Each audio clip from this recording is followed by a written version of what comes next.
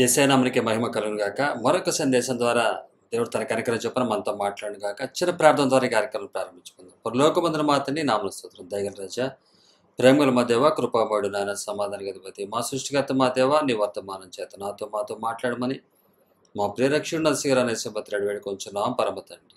ఆమేన్. ఈరోజు ధ్యానాంశంగా నిజమైన సేవకుడు. గత కార్యక్రమంలో మనం చూసాము, ఏకదేవుడు, నిజమైన దేవుడు, ఒక్కడే దేవుడు. ఆ దేవుడిని గురించినటువంటి అంశాన్ని గత కార్యక్రమంలో మనం విని ఉన్నాము. ఈరోజు దేవుడు తన కనికరం చొప్పున నిజమైన సేవకుడు, నిజమైన దేవునికి, ఒకే ఒక దేవుడు, నిజమైన దేవుడు, ఆయనకి సేవకుడు ఒక్కడే కాదు, ఆ నిజమైన దేవునికి, ఒక్కడేగా ఉన్నటువంటి దేవునికి ఉన్నటువంటి సేవకుడు ఏ విధముగా ఆయనకు లోబడతాడో అన్నది ఈరోజు సందేశం ద్వారా తన కనికరం చొప్పున మనతో మాట్లాడును గాక. గత కార్యక్రమంలో మనం చూసాము 115 అధ్యాయము కీర్తన గ్రంథము 115 అధ్యాయము 1వ వచనం. మాకు కాదు యెహోవా, మాకు కాదు, నీ కృపా సత్యములను బట్టి నీ నామమునకే మహిమ కలుగును గాక. ఇక్కడ కీర్తనాకారుడు మాకు కాదు యెహోవా, మాకు కాదు, నీ కృపా సత్యములను బట్టి నీ నామమునకే మహిమ కలుగును గాక. కృపా సత్యములు అన్నది ఆ టైటిల్ ఎవరిదంటే యేసుక్రీస్తు వారిది. యోహాను సువార్త 1వ అధ్యాయము 17లో మనం చూస్తాం. మోషే ద్వారా ధర్మశాస్త్రం అనుగ్రహించబడింది, కృపయు సత్యము యేసుక్రీస్తు వారి ద్వారా మనకు అనుగ్రహించబడిందని. ఈ కీర్తనకారుడు రాస్తుంది సుమారుగా క్రీస్తు పూర్వము 1000 సంవత్సరాల ముందు. అంటే పాత నిబంధన గ్రంథంలో దర్శనాల ద్వారా, లేకపోతే దేవుడు తన ఆత్మ ద్వారా సేవకులకు తెలియపరుస్తాడు. అలాగే దానియేలు గారి విషయంలో కూడా నెబుకద్నెజరుకు వచ్చినటువంటి కలపా విషయాన్ని ఎవరు చెప్పలేనప్పుడు, రాజు కూడా తెలియపరచలేనప్పుడు, అంటే క్రీస్తు పూర్వం 600 సంవత్సరాలు సుమారుగా ఆ టైంలో దానియేలు గారు కూడా దేవుని యొక్క గొప్పతనాన్ని చూసి ఆయన గురించినటువంటి ప్రవచనం, అంటే జరగబోయేదాన్ని చెప్పినప్పుడు ఆయన సంతోషించాడు, దానియేలు గారు కూడా. అలాగే ఈ కీర్తనాకారుడు కృపా సత్యమును గురించి ఎరిగి ఉన్నాడు. ఈ కృపా సత్యమును ఎరగక ముందు అతడికి కొన్ని ప్రశ్నలు వచ్చినాయి, కొన్ని ప్రశ్నలు రావడం జరిగింది. ఆ ప్రశ్నల్లో మన దేవుడు ఏంటంటే, ఏ వ్యక్తి కూడా విగ్రహాన్ని పెట్టుకోకూడదు, దేవుని యెహోవా విగ్రహము, ఇదే యెహోవా రూపము కనపట్లేదు కాబట్టి, అంటే పాత నిబంధన గ్రంథంలో యెహోవాకి ఏ రూపం కూడా లేదు, ఏ రూపం కూడా లేనప్పుడు ఆ యెహోవాకి ఒక రూపాన్ని ఇవ్వాలని అనేక విధాలుగా ప్రయత్నాలు చేశారు పాత నిబంధన గ్రంథంలో. అందులో అహరోను గారు కూడా ఉన్నారు. వారందరూ కూడా చూస్తాం మనం. అహరోను గారు ఉన్నారు, కానీ యారబాము, ఇవరందరూ కూడా ఏదో విధంగా, యారబాము వీళ్ళందరి టైంలో కూడా బెతేల్లో ఒకటి, దానిలో ఒకటి ఆయన విగ్రహాలు పెడతాడు. దూడల విగ్రహాలు పెట్టి ఇదే అని చెప్పి ఒక ఆకారాన్ని పెడతాడు. మనని ఐగుప్తు నుంచి నడిపించింది, మన పితరులు నడిపించింది అని చెప్పి అహరోను గారు కానీ, అలాగే వీరు కూడా యారబాము, ఆయన కూడా అలా చేశాడు. అంటే దేవుడు ఏ రూపాన్ని పెట్టుకోకూడదంటే వీళ్ళు ఒక రూపాన్ని పెట్టుకున్నారు. అదంటే అహరోను టైంలో వారికి ఉన్న బంగారాన్ని అంతా కూడా వారంతా తయారు చేసినప్పుడు ఆ బంగారానికి వచ్చిన ఆకారాన్ని, బంగారమైనటువంటి దాన్ని తయారు చేసుకున్నారు. బంగారం అంటే విలువ గల దాన్ని, అంటే యెహోవా విలువ గలవాడు అని విలువగా బంగారం పెట్టుకుని ఇదే దూడ తయారు చేసుకుని పెట్టుకున్నారు. అది మనం చూస్తాం. ఇది ఈ పాత నిబంధన గ్రంథంలో ఈ కీర్తనకారుడికి కూడా కృపా సత్యము అర్థం కాకముందు చాలా కలవరానికి గురయ్యాడు. కలవరానికి గురైనప్పుడు అన్యజనులు చెప్తున్నటువంటి మాటని అతను మనకి చూసాము, గత కార్యక్రమంలో చూసాము. మరొకసారి దాని గురించి తెలుసుకుని తర్వాత ఈ సందర్భాన్ని మనం మరొకసారి ధ్యానించిన తర్వాత, అంటే కొంత ఇంట్రడక్షన్ తర్వాత మనం ముందుకెళ్తే నిజమైన సేవకుడు కూడా ఏ విధంగా ఉండాలో మనకు అర్థమవుతుంది. క్రైస్తవ జీవితంలో నిత్యరాజ్యం మన టార్గెట్. ఆయన రాజ్యంలో మనం ఉండాలని, ప్రతి ఒక్కరూ ఉండాలని యేసుక్రీస్తు వారి యొక్క కోరిక. అందుకే ఈ బైబిల్ గ్రంథాన్ని మనకిచ్చారు. ఈ బైబిల్ గ్రంథాన్ని మనం సరిగ్గా ధ్యానించి దాని ప్రకారం మనం నడిచి దాంట్లో నుంచి దేవుని యొక్క సన్నిధిలోకి మనం వెళ్ళటకు, ఆయన మార్గంలో నడుటకు జాగ్రత్తగా చూసుకోవాల్సినటువంటిది దైవ గ్రంథం. ఈ గ్రంథమే మనకి నిత్య జీవానికి తీసుకువెళ్ళే మార్గాన్ని యేసుక్రీస్తు వారు చూపించారు. కాబట్టి క్రీస్తు వారు మనకి తెలుసు 2025 సంవత్సరాల క్రితం భూమి మీదకి రావడం జరిగిందని చరిత్ర ఆధారాలు కానీ, బైబిల్ ఆధారాలు కానీ వీటి ద్వారా మనం విశ్వసిస్తున్నాం. కానీ ఈ కీర్తనాకారుడు క్రీస్తు పూర్వం 1000 సంవత్సరాల ముందే ఇది ఆయన చూపించిన దర్శనాన్ని విశ్వసించాడు. కృపాసత్యం అంటే క్రీస్తు వారు రాబోతున్న 1000 సంవత్సరాల్లో రాబోతున్న కృపాసత్యంగా రాబోతున్నటువంటి యేసుక్రీస్తు వారు ఎలాగుంటారని. కృపాసత్యంగా రావటం అంటే ఆయన దగ్గర ఏ ఆస్తులు ఉండవు, ఆయన మహిమను విడిచి వస్తారు, ఈ లోకంలోకి వచ్చి ఏ ఆస్తులు లేకుండా, ఏ విధమైనటువంటి టెంప్టేషన్లకి శోధనలకి పడిపోకుండా ఆయన నిలబడి కృపాసత్యాన్ని చూపించి తన రక్త మాంసాల్లో ద్వారా మనలను విమోచిస్తాడు అన్న విషయాన్ని ఎరిగినటువంటి కీర్తనాకారుడు ఆయన కృపాసత్యములు ఎరిగిన తర్వాత ఆయన సంతోషిస్తూ ఆయన అంటున్నాడు, మాకు కాదు యెహోవా, మాకు కాదు, నీ కృపాసత్యములను బట్టి నీ నామమునకే మహిమ కలుగునుగాక. యెహోవాతో అంటున్నాడు, నీ కృపాసత్యములు ఎవరు? నీ ప్రియ కుమారుడైన యేసుక్రీస్తు వారు చూపించబోయే కృపాసత్యములను బట్టి నీ నామమునకే మహిమ కలుగునుగాక. ఈరోజు మనందరం కూడా యేసుక్రీస్తు వారిని మన మీద చూపిన ప్రేమను బట్టి మనము 2025 సంవత్సరాల క్రితం జరిగిన దాన్ని బైబిల్లో రాయబడిన ప్రకారాన్ని మనం చదివి ఆయన ఈ లోకానికి రావటం, పాప క్షమాపణ కొరకు మనం ఆయన రక్తాన్ని చిందించటం, మన రక్షణ కొరకు ఇవన్నీ చేయటం మనకి బైబిల్లో రాయబడ్డాయి. కానీ ఈ యొక్క కీర్తనాకారుడికి తెలియదు. కానీ జరగబోయే విషయాల్లో నీ ప్రియ కుమారుని ఆ విధంగా పంపించబోతున్నటువంటి దేవుని యొక్క సిద్ధపాటు జరిగినటువంటి ఈ కీర్తనాకారుడు మొదటగా చెప్తున్నాడు, అయ్యా నీ కృపాసత్యములు బట్టి నీ నామమునకే మహిమ కలుగునుగాక. వీనికి అంతకుముందు అన్యజనులు వేసిన ప్రశ్న ఏంటంటే 2వ వచనం, వారి దేవుడేడి అని అన్యజనులు ఎందుకు చెప్పుకొందురు?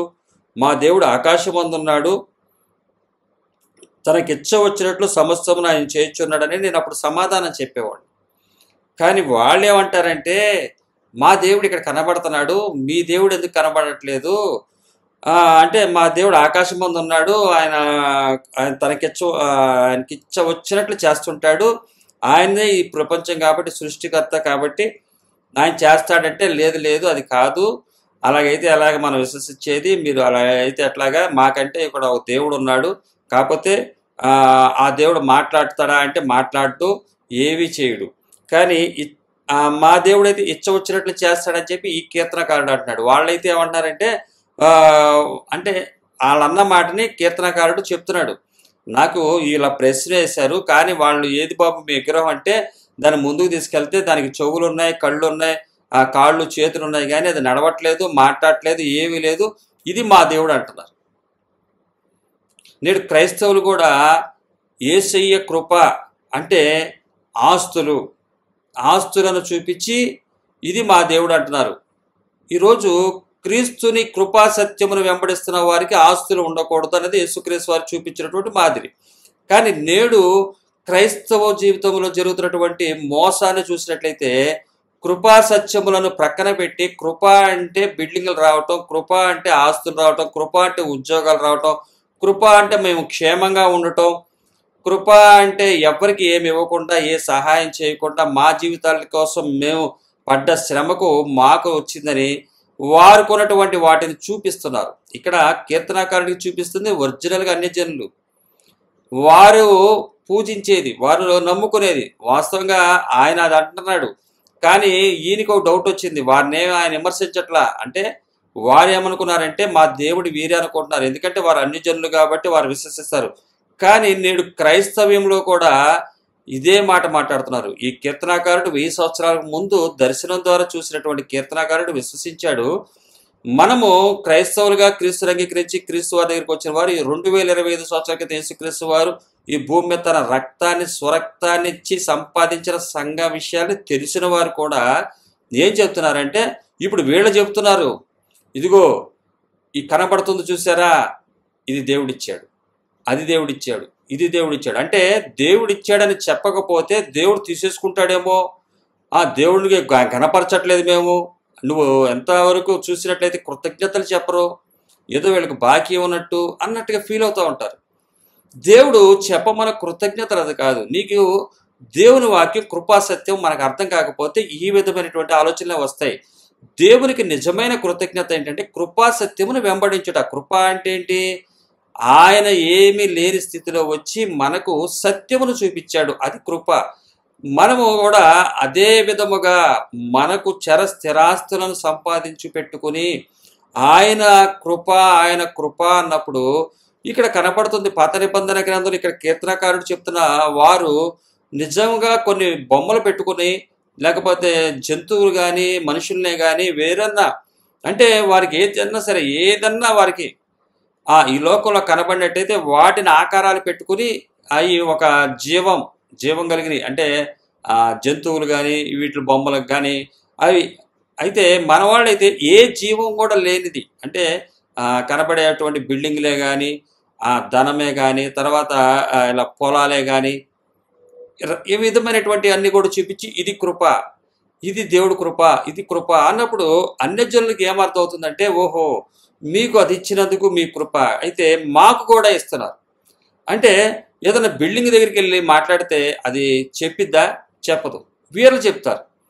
పాత నిబంధన గ్రంథంలో కూడా వీరు చెప్తున్నటువంటి బొమ్మలైతే ఏదైతే ఉన్నాయో ఏం చెప్పట్లా, వీరే చెప్తున్నారు. ఏమని? మాకు కనపడుతున్నాడు మా దేవుడు, మాకు ఇచ్చింది అంతా కూడా ఆయనే, మేము బ్రతుకుతుంది ఆయనే, మమ్మల్ని పలానా చోట నుంచి మా పితరులను ఆదుకుంది ఆయనే, మాకు సహాయం చేస్తుంది ఆయనే అని చెప్పుకుంటున్నారు వాళ్ళు. అంటే అవి చెప్తారు. వీళ్ళు కూడా అంతే.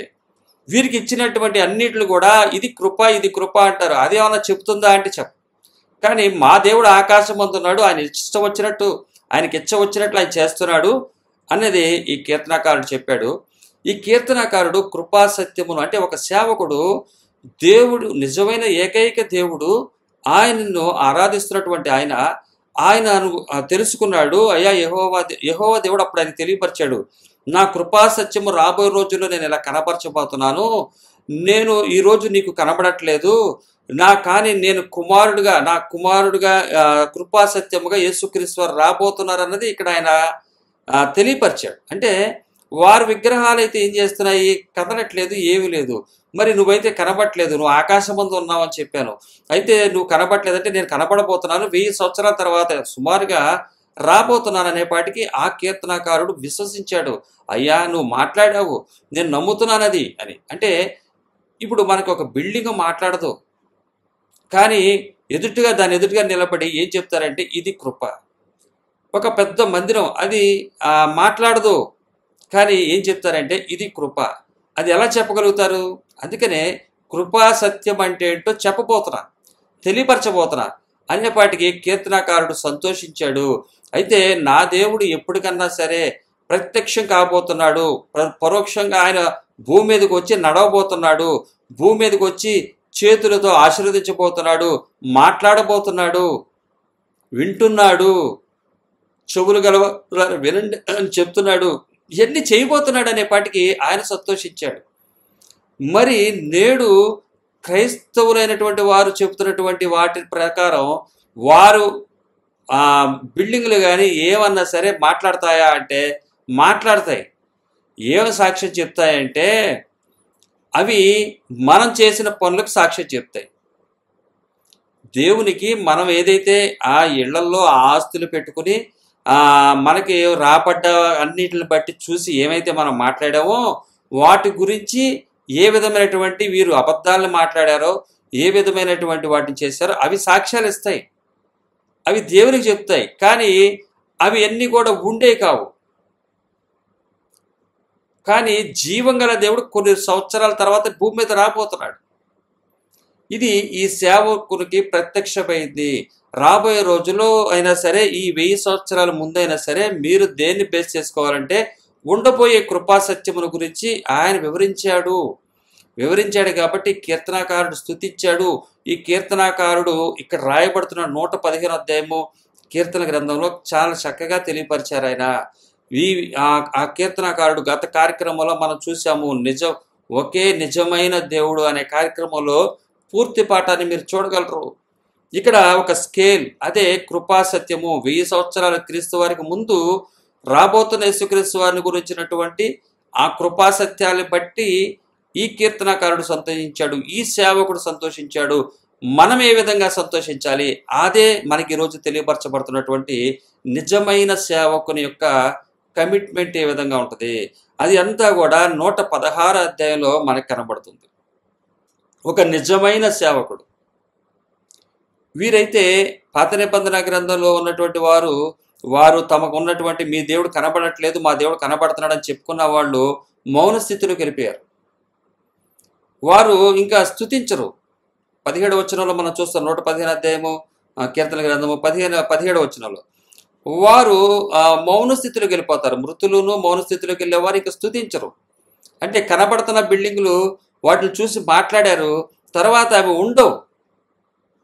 సాక్ష్యానికి దేవుడు పిలిపించినప్పుడు వస్తాయి, కానీ తీర్పు దినాన, కానీ తర్వాత అవి ఉండవు.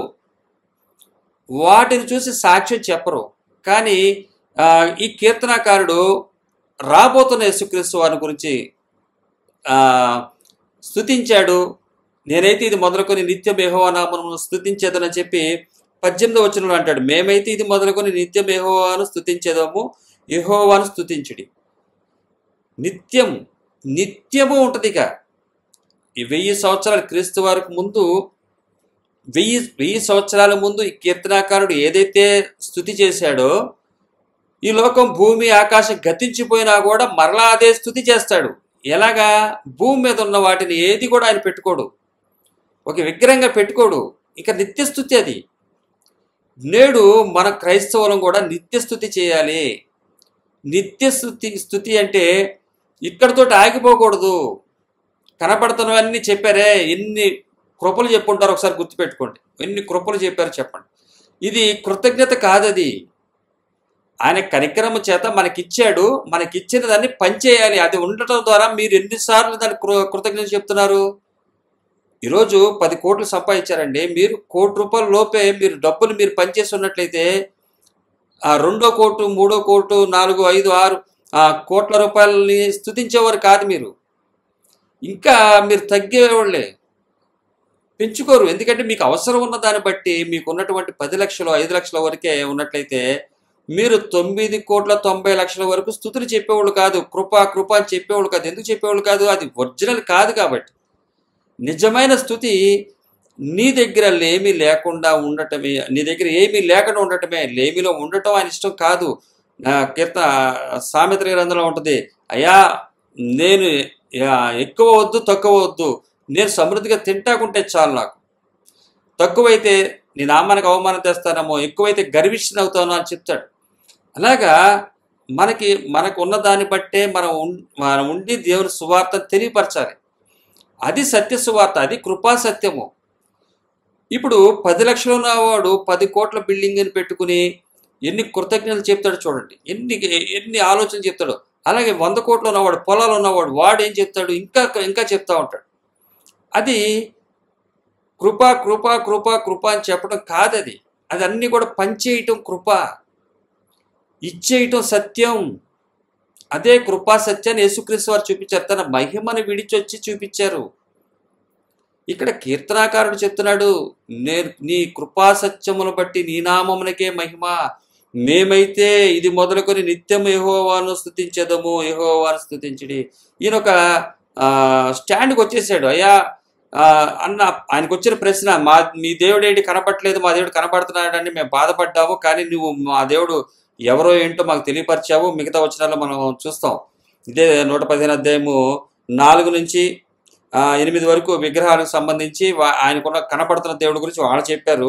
9 నుంచి ఉన్నటువంటి 16 వరకు ఉన్నటువంటి వచనాల్లో దేవుని యొక్క గొప్పతనాన్ని, దేవుడు తన కుటుంబాన్ని, ఆ ఒక విశ్వాస యొక్క కుటుంబాన్ని, నిజమైన సేవకుని కుటుంబాన్ని ఏ విధంగా ఆశీర్వదించబోతున్నాడో, అది ఆశీర్వాదం ఎప్పుడో అని చెప్తున్నాడు. అదేమంటున్నాడు ఆయన 15వ వచనం, భూమి ఆకాశమును సృజించిన యెహోవా చేత మీరు ఆశీర్వదించబడిన వారు. నాయనా వాళ్ళు అనుకుంటున్నారు, వాళ్ళకి అయ్యి వచ్చినాయి ఇవి వచ్చినాయి, మరి నీ దేవుడేయడా అని అడుగుతున్నారు. నేను ఏదో ఒకటి ఇస్తే బాగుంటుంది కదా, నేను కూడా చూపిస్తా కదా. లేదా వాళ్ళు ఏమనుకుంటారంటే వీళ్ళ దేవుడు కనబడ్డు, వీళ్ళ దేవుడు రాడు, ఈయనేమో అన్ని వదులుకుని కూర్చున్నాడు అని అంటారయ్యా. అంటే నాయనా నేను ఇచ్చేవాడినే, కానీ వస్తాను, నన్ను నమ్ము. నేను భూమి ఆకాశాన్ని సృజించిన వాడిని, నా కుమారుని కూడా ఇవ్వబోతున్నాను. ఆయన మీ కొరకు తన రక్తాన్ని చిందించి ప్రాణాన్ని ఇవ్వబోతున్నాడు, ఇదన్నీ జరగబోతుంది అని చెప్పి అయినా నేను మీకు ఇస్తాను అంటున్నాడు. అంటుంటే అప్పుడు విశ్వసించాడు ఆ సేవకుడు. విశ్వసించిన వాడే దేవుని సేవకుడు. అంటే బిల్డింగ్లు వస్తే విశ్వసించేది క్రైస్తవ జీవితం కాదు. లోకంలో అలా నేర్పుతున్నారు. బిల్డింగ్లు ఉన్న వాళ్ళు, ఆశ్రయించబడ్డ వాళ్ళు, అన్ని చక్కగా జరుగుతున్న వాళ్ళు ఇది దేవుడు, ఇది దేవుడు, ఇది దేవుడు, దేవుడు ఇది ఇది ఒకళ్ళు కలిమి విస్తరించడం వారి జీవానికి మూలం కాదని యేసుక్రీస్తు వారు ఎంత చక్కగా చెప్పినా కూడా ఏది విశ్వసించే పరిస్థితి లేదు. ఇక ఏ సేవకుడు వారిని ఎంత మోసం చేయగలిగితే అంత ఇదిగా వారిని నమ్మటం అయిపోతుంది. 2025 సంవత్సరాల క్రితం యేసుక్రీస్తు వారిని మనకి చరిత్ర ఉంది, మనకి బైబిల్లో క్రొత్త నిబంధన ఉంది. ఈ కీర్తనాకారుడికి 1000 సంవత్సరాల ముందు ఇంకా చాలా గ్రంథాలు లేవు, చాలా తక్కువ గ్రంథాలు ఉన్నాయి, పంచకాండాలు ఉన్నాయి అంతవరకే. ఈ కీర్తనాకారుడు రాసే సమయానికి పంచకాండాలు ఉన్నాయి. దావీదు గారి గురించి ఈ సందర్భంలో మనం చూడొచ్చు. 1000 సంవత్సరాల ముందు దర్శనాన్ని కలిగి విశ్వసించాడు. ఎప్పుడైతే ఆయన రాబోతున్న యేసుక్రీస్తు వారి గురించి చెప్పాడో వెంటనే ఆయన అన్నాడు, భూమి ఆకాశములను సృజించిన యెహోవా చేత మీరు ఆశీర్వదించబడిన వారు. మీ కుటుంబం గురించి, మీ తల్లిదండ్రుల గురించి, మీ పిల్లల గురించి, ఎవ్వరి గురించి మీరు భయపడిన అవసరం లేదు, నేనున్నానని చెప్పినటువంటి 9వ వచనం నుంచి 16 వరకు ఉన్నటువంటి వచనాలని ఈ నిజమైన సేవకుడు విశ్వసించాడు.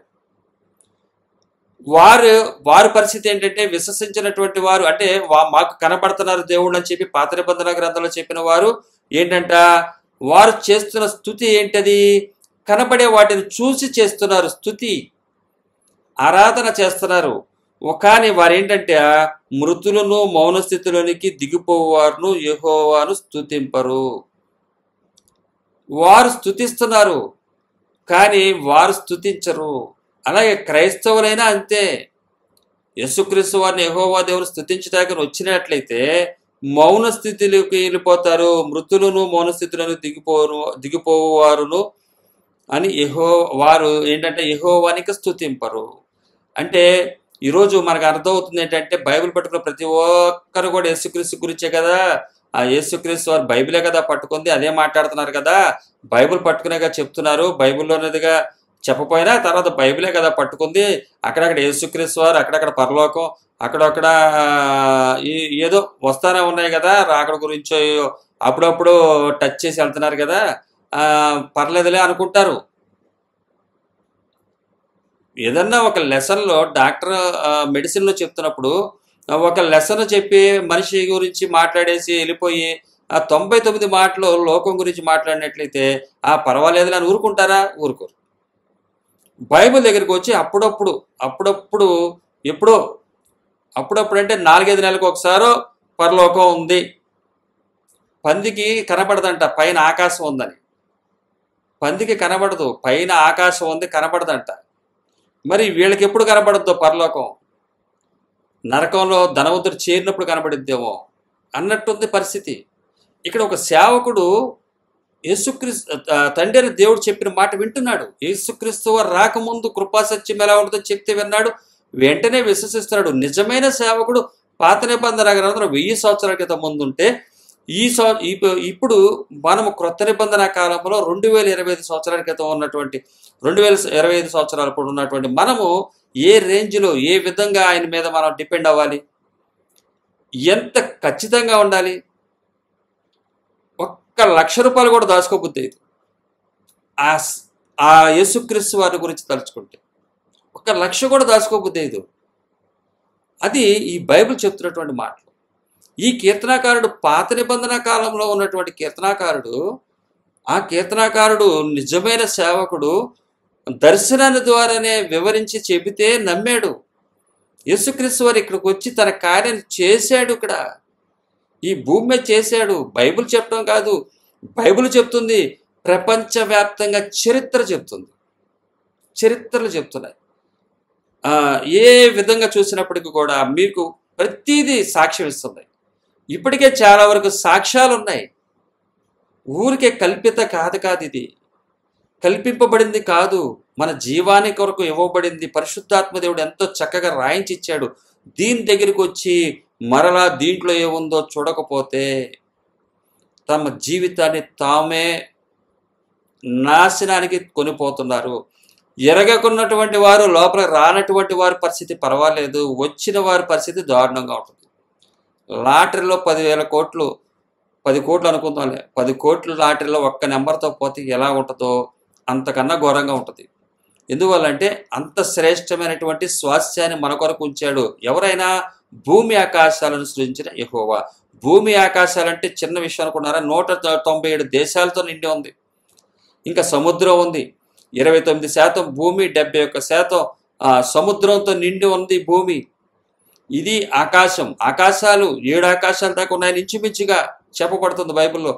అన్ని ఆకాశాన్ని, భూమిని సృష్టించిన సృష్టికర్త చేత ఆశీర్వదించబడ్డవారంటే ఈ నిజమైన సేవకుడు వింటున్నాడు. అయితే ఆయన చెప్తున్నాడు, నేనైతే నిత్యం స్తుతి చేస్తా, నీ కృపా సత్యములను బట్టి చేస్తా. నాకు ఏంటంట? కృపా సత్యములను దాటాను. కృపా సత్యమును బట్టి అంటే ఏంటి? కృపా సత్యం అంటే కృపా సత్యము కొరకు కృప ఏదైతే ఆయన వదిలి వచ్చాడో, రావటం కృపో, అలాగే ఆ సత్యాన్ని చూపించాడో అదే నేను వదిలి, ఈ లోక సంబంధమైన వాటిని వదిలి నాకు కలిగినవి పంచి, నాకు ఉన్నదానితోటి మన్నాతోటి నువ్వు ఏ రోజు మన్నా ఆ రోజు దేవుని మీద ఆధారపడి జీవించేవాడు సేవకుడు. ఆ విధంగా నేను ఉంటానని చెప్పి, మేమైతే ఇది మొదలుకొని నిత్యం యెహోవాను స్తుతించెదము. ఇప్పుడు మనము 116వ కీర్తనలోకి వెళుతున్నాం. ఈ నిజమైన సేవకుడు కంటిన్యూషన్ చేస్తున్నాడు. ఇక్కడి నుంచి కంటిన్యూషన్ చేస్తున్నాడు. ఆయన చెప్తున్నటువంటి మాట 116వ కీర్తన 1వ వచనం. యెహోవా నా మొర, నా విన్నపమును ఆలకించి ఉన్నాడు, కాగా నేను ఆయనను ప్రేమించుచున్నాను. ఈయన చెప్తున్నాడు అనమాట. నిజమైన సేవకుడు ఏం చేస్తున్నాడు? కృపా సత్యాన్ని, అంటే తనకున్నదంతా వదులుకుని కృపాసత్యమును బట్టి స్తుతిస్తూ ఆయన చెప్తున్నటువంటి మాట. ఆయనకున్నటువంటి బలం ఏమొచ్చిందంటే వదిలితే బలం వచ్చిందంట. 118వ కీర్తన 18వ కీర్తన 1వ వచనంలో అక్కడ రాయబడుతుంది. ఆయనకు వచ్చిన బలం ఏంటంటే యెహోవాని బట్టి. కీర్తన గ్రంథం 18వ అధ్యాయము 1వ వచనం. యెహోవా నా బలమా, నేను నిన్ను ప్రేమించుచున్నాను. ఇప్పుడు ఈ కృపాసత్యమును యేసుక్రీస్తు వారిని గురించి చెప్పినప్పుడు తండ్రి అయినటువంటి దేవుని యెహోవా నా బలమా, ఆ విధముగా యెహోవా నా మొరను, నా విన్నపములను ఆలకించి ఉన్నాడు, కాగా నేను ఆయనను ప్రేమించుచున్నాను. ఆయన నాకు ఇప్పుడు ఒక బలం. నువ్వు భూమి ఆకాశాల సృజించిన సృష్టికర్త చేత ఆశ్రయించబడ్డావురా అంటే మనకి ఏ విధమైన ఉంటుందో చూడండి. ఒక రాష్ట్ర ముఖ్యమంత్రి దృష్టిలో నువ్వు ఉన్నావురా, నీకు ఆయన మంచి చేయాలని చూస్తున్నాడంటే ఏ విధమైనటువంటి సంతోషానికి గురవుతారు. ఇక ఏ విషయం అంటే ఆయన ఎన్నెన్నో ఊహించుకుంటాడు. నేను ఒక మినిస్టర్ని అవుతానో లేకపోతే చాలా చాలా ఊహించుకుంటాడు. ఎందుకంటే ఆయన నిన్ను దర్శించాడు, నేను నీ సంగతి చూస్తానని ఒక మాట భుజం తట్టాడంటే చాలు. అలాగే ఈ సేవకుడు అంటున్నాడు, యెహోవా వల్ల నాకు బలం కలిగింది, నేను విశ్వసిస్తున్నా. ఎందువల్లంటే రాబోయే రోజుల్లో తన కుమారుని పంపించి చేయబోతున్నటువంటి ఆయన అంత పెద్ద దేవుడు, ఈ సృష్టికర్త, అటువంటి దేవుడు రాబోతున్నాడు, వస్తున్నాడు. ఆయనే వస్తున్నాడు, కదలబోతున్నాడు. చేతులతో ఆయన ఏం చేస్తున్నాడు? స్వస్థతలు ఇవ్వబోతున్నాడు.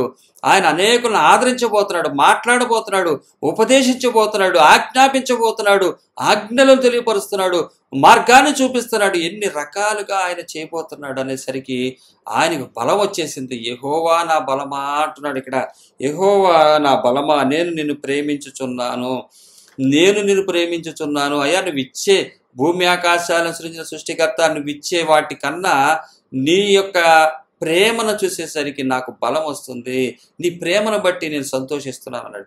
ఈ విషయాలు ఒక సేవకుడు ఆయన జీవితంలో అనుభవించుకుని, ఆయన జీవితంలో వీటిని పెట్టుకుని ఎదురు వారు ఉన్నటువంటి వారికి తెలియపరిచినప్పుడు వారు ఏ విధమైనటువంటి సంతోషానికి వెళ్తారో ఆలోచించండి. ఒక సేవకులలో ఈ నెరవేర్పు జరగకుండా ఈ నిజమైన సేవకుడు ఏదైతే చెప్పాడో కృపాసత్యాన్ని బట్టి నేను జీవిస్తున్నాను అన్నాడో, ప్రతి సేవకుడు కూడా కృపాసత్యమును బట్టే వెళ్ళాలి. డాక్టర్ టీచింగ్ చేసిన వాళ్ళు, డాక్టర్ చదివిన వాళ్ళు డాక్టర్ టీచ్ చేస్తారు. బైబిల్ చదువుకున్న వాళ్ళు బైబిల్ టీచ్ చేస్తారు. డాక్టర్ డాక్టర్ వృత్తికి సంబంధించినటువంటి దానికి సంబంధించిన పరికరాలు ఉంటాయి. ఆయన దానికి సంబంధించినటువంటి డ్రెస్ ఉంటుంది, దానికి సంబంధించినటువంటి దాని ప్రకారం ఆయన ఉంటాడు. చదువుకున్నప్పుడు కల్లా డిగ్రీ చేత్తో పట్టుకునేసరికి ఎంఎస్ అయ్యేసరికి ఆయనలో చాలా మార్పులు జరిగిపోతాయి. బైబిల్లో ఎంఎస్ అవ్వాలి. బైబిల్ దగ్గరికి వచ్చినప్పుడు బైబిల్లో ఆ రేంజ్లోకి వెళ్ళటం అంటే కృపా సత్యములు అంటే ఇక చివరికి ఏం ఉండకూడదు. తుదకు నువ్వు మహాభివృద్ధి చెందుతావంటే ఇక్కడ కాదు, నిత్యస్థుతిలో. అది ఏమంటాడు, మేమైతే ఇది మొదలుకొని నిత్యస్థుతిని ఎన్నుకున్నాడు ఆయన. ఈరోజు సేవకులు నిత్యస్థుతిని ఎన్నుకోవట్లేదు. తాత్కాలికమైనటువంటి స్థుతులను చూసి ఇది మా దేవుడు, అది మా దేవుడు, ఇది దేవుడు ఇచ్చాడు, 1 లక్ష రూపాయలు దేవుడు ఇచ్చాడు, ఓకే. 10 లక్షల దాకా వెళ్ళాల్సిన అవసరం ఉంది, 10 నుంచి 10 కోట్లకి వెళ్ళాల్సిన అవసరం ఉంది. 1 లక్ష రూపాయలు బ్రతకటానికి ఇచ్చాడు దేవుడు, తన కనికరం చూపించాడు. అది దేవుడు కాదు. 1 లక్ష రూపాయలు ఎంత అయిపోతాయి, మరలా ఆయన ఇస్తాడు. నువ్వు దానికి కృతజ్ఞతలు చెప్పనవసరం లేదు. 10 లక్షలు 10 కోట్లు ఇలా నువ్వు ఆపుకుని చేసుకున్నప్పుడు ఏమవుతుందంటే కృతజ్ఞతలు చెప్పాలి, లేకపోతే దేవుడు మళ్ళీ తీసేసుకుంటాడేమో. దీన్ని కృప అని చెప్తున్నారు. ఇవ్వటం కృప. మనం చూసినట్లయితే మాసిదోనియా సంఘం అంటే తమకు కలిగిన దాతృత్వం ఏంటంటే, ఒకసారి చూసినట్లయితే కొరింథీయులకు రాసిన 2వ పత్రిక 8వ వచనం, 8వ అధ్యాయము 1వ వచనం, సహోదరులారా, మాసిదోనియా సంఘములకు అనుగ్రహింపబడి ఉన్న దేవుని కృపను గురించి మీకు తెలియజేయుచున్నాను. పౌలు గారు సాక్ష్యం ఇస్తున్నాడు. మాసిదోనియా సంఘములకు అనుగ్రహింపబడిన మాసిదోనియాలో ఉన్న సంఘాలకు అనుగ్రహింపబడిన దేవుని కృపను గురించి మీకు తెలియజేయుచున్నాను. దేవుని కృప వారికి అనుగ్రహించబడిందంట. అంటే 10 కోట్ల బిల్డింగు, 10 కోట్ల ఆస్తులు, 10 కోట్ల 100 కోట్ల ఆస్తి చేసి విలువ చేసే మందిరాల్లో, సంఘాలు ఇవిగా కాదు. ఏంటంటే ఈ దేవుని కృపను గురించి మీకు తెలియజేస్తున్నాను. ఎలాగనగా వారు బహు శ్రమల వలన పరీక్షింపబడగా అత్యధికముగా సంతోషించి, మరియు వారు నిరుపేదలైనను వారి దాతృత్వము బహుగా విస్తరించెను. వారు నిరుపేదలైనా కూడా ఇస్తున్నారంట.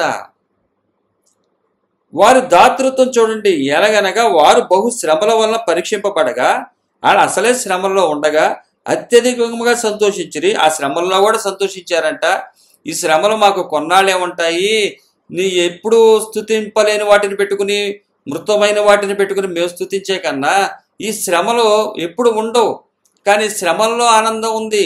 శ్రమలు మాకన్నా ముందు యేసుక్రీస్తు వారే పడి ఉన్నాడు.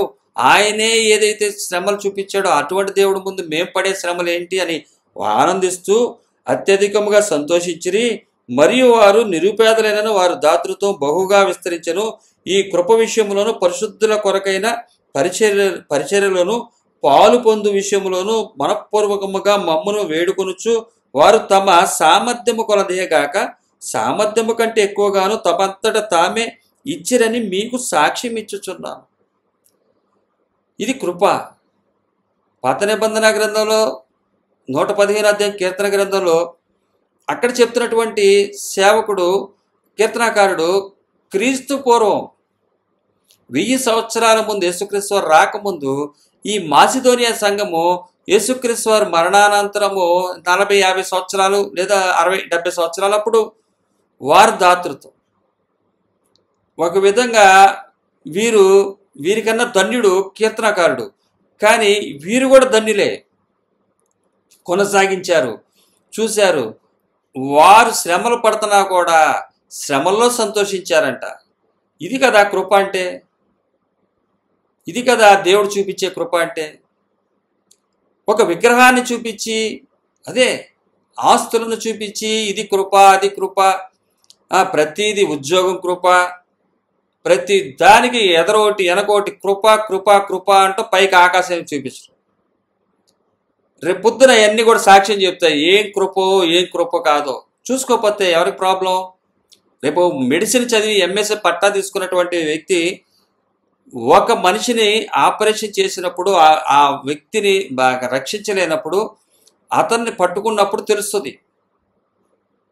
దొంగ సర్టిఫికేట్తో వచ్చినటువంటి వారు, దొంగ సర్టిఫికేట్తో అంటే చదవకుండా వచ్చినటువంటి వారు డ్రెస్ చేసుకుంటే సరిపోదు, తమ వృత్తికి న్యాయం చేయాలి. మెడిసిన్ చదివి డాక్టర్లు అవుతారు, డాక్టర్గా వస్తారు. ఇంజనీరింగ్ చదివి ఇంజనీర్లుగా బయటకు వస్తారు. కానీ బైబుల్ కాలేజ్ చదివి బైబుల్ పట్టుకుని రావట్లేదు. మరి బైబిల్ కాలేజీల్లో, బైబిల్ స్కూల్స్లో ఏం నేర్పుతున్నారో తెలియట్లా. అనవసరంగా ఇక్కడికి వచ్చారా మీరు, ఎందుకు వచ్చింది, 4 మాటలు చెప్పి ఏదో విధంగా వెళ్ళిపోండి, తర్వాత సంగతి తర్వాత చూసుకోవచ్చు, ఎవడుంటాడో ఎవడుంటాడో తెలియదు అన్నట్టు చెప్తారేమో. అందుకని ఒక సేవకులు నాతో చెప్తారు, బైబిల్ ట్రైనింగ్ ఎందుకయ్యా, దేవుని దగ్గర ట్రైనింగ్ తీసుకోండి అయ్యా, దేవుడు ఇస్తాడయ్యా మీకు ట్రైనింగ్. నాకు ఒక అయ్యగారు చెప్పేవాడు, ఆయన ప్రభు మహిమలోకి వెళ్ళారు.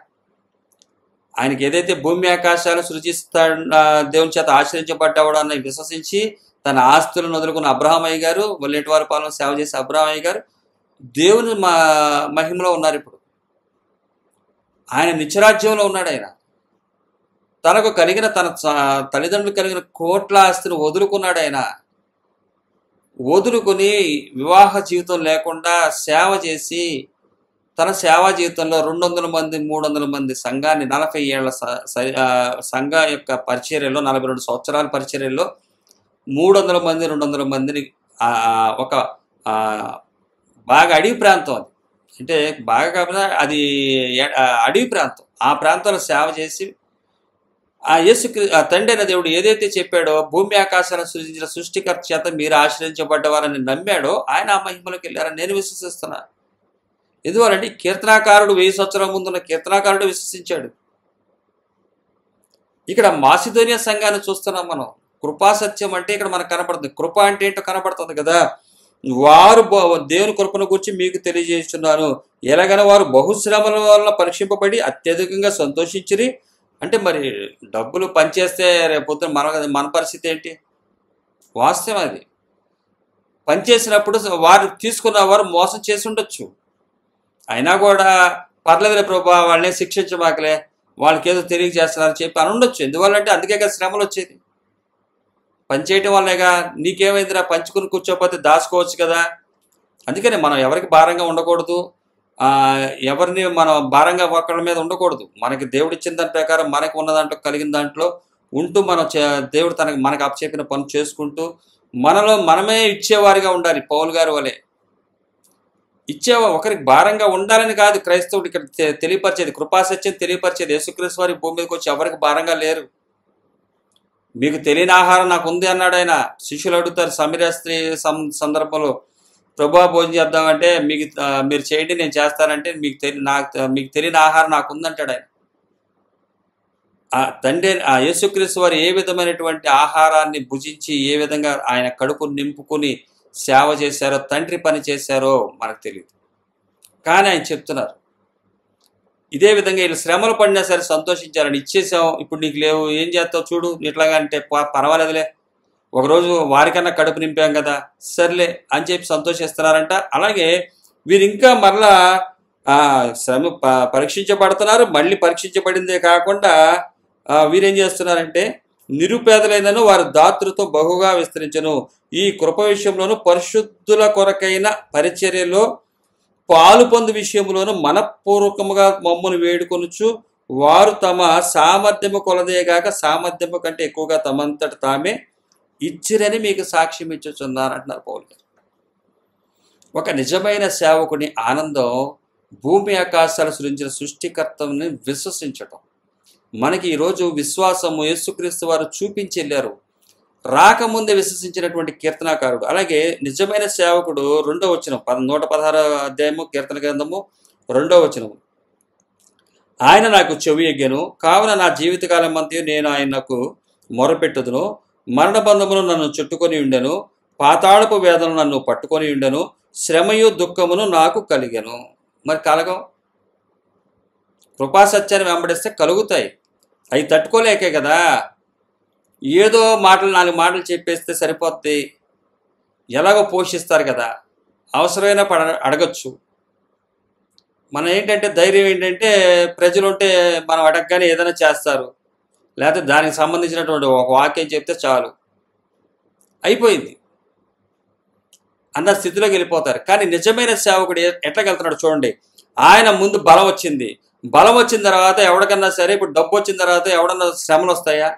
రావు. కానీ యెహోవా వలన బలం వచ్చింది, కానీ ఈయనకి శ్రమలు వచ్చింది. బలం వచ్చినోడికి శ్రమలు వచ్చినా ఏం వచ్చినా తట్టుకోగలడు. ముందు బలం రావాలి. కానీ లోకం ఏం చెప్తుందంటే నీకు విగ్రహం రావాలి, అది నీకుంటే ధైర్యం వస్తుంది. దేవుడు నీకు ఎదురే కనబడిపోతుంటే నీకు ధైర్యం వస్తుంది. కనబడట్లేదు ఈయన దేవుడు కనబడట్లేదు, అయినా సరే నీకు బలం వచ్చింది. ఆయన ఏమంటాడంటే, ఆయన నాకు చెవి ఎక్కెను, కావున నా జీవితకాలం మంది నేను ఆయనకు మొరపెట్టుదును. ఇక నేను జీవితకాలం అంతా మొరపెడతా, ఇచ్చింది తింటా, లేకపోతే పస్తుంటా అన్న నిర్ణయానికి వచ్చినటువంటి ఆయన మరణ బంధములను చుట్టుకొని ఉండను. మరణ బంధాలు ఆయన చుట్టుకొని ఉన్నాయంట. కీర్తనకారుడు చుట్టూతా మరణ బంధకాలు చుట్టుకుని ఉన్నాయంట ఆయన చుట్టూతా. పాతాళపు వేదలు నన్ను పట్టుకొని ఉండను, శ్రమయు దుఃఖమును నాకు కలిగిన. అదేంటి? భూమి ఆకాశములు సృజించిన యెహోవా చేత ఆశ్రయించబడినటువంటి నిజమైన సేవకుడికి ఏంటి ఇది?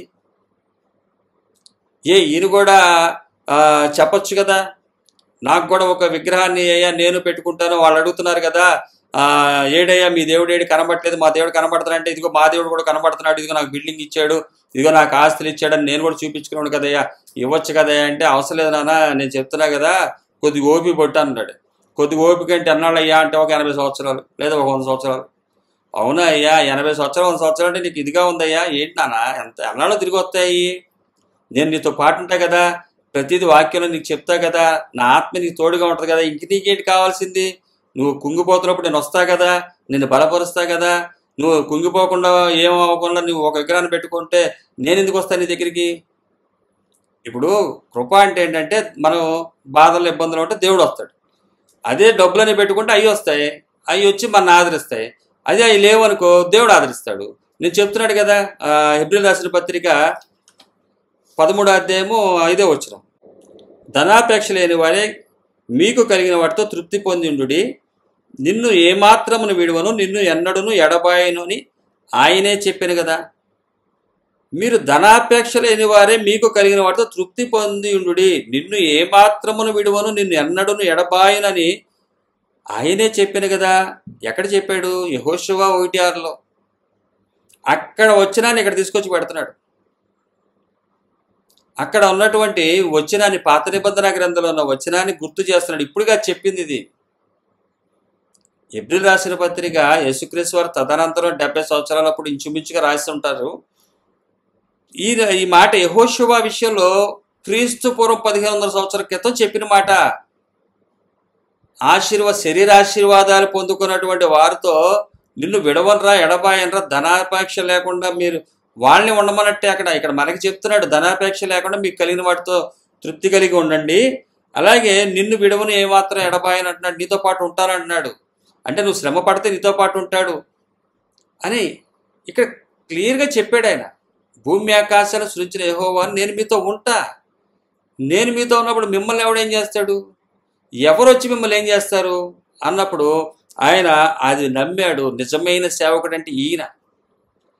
పరిచయం చేస్తున్నాను, నేను బైబిల్ ట్రైనింగ్ అయ్యాను, నాకు లేకపోతే మా తల్లిదండ్రులు సేవకులు, లేకపోతే మా తాత సేవకుడు, మా సంఘం ఇది, మేము కట్టాము, మేము మాది ఇదంతా, నేను ఎట్లా పడితే అట్లా ఉంటాను అన్నది కాదు ఇక్కడ. ఆయనది సేవ.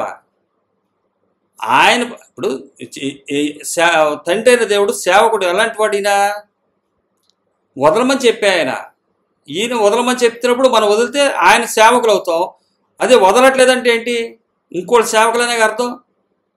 2 సేవకులు ఉన్నారండి. ఆ 2 సేవకులు ఎవరి సేవకుడు నువ్వు?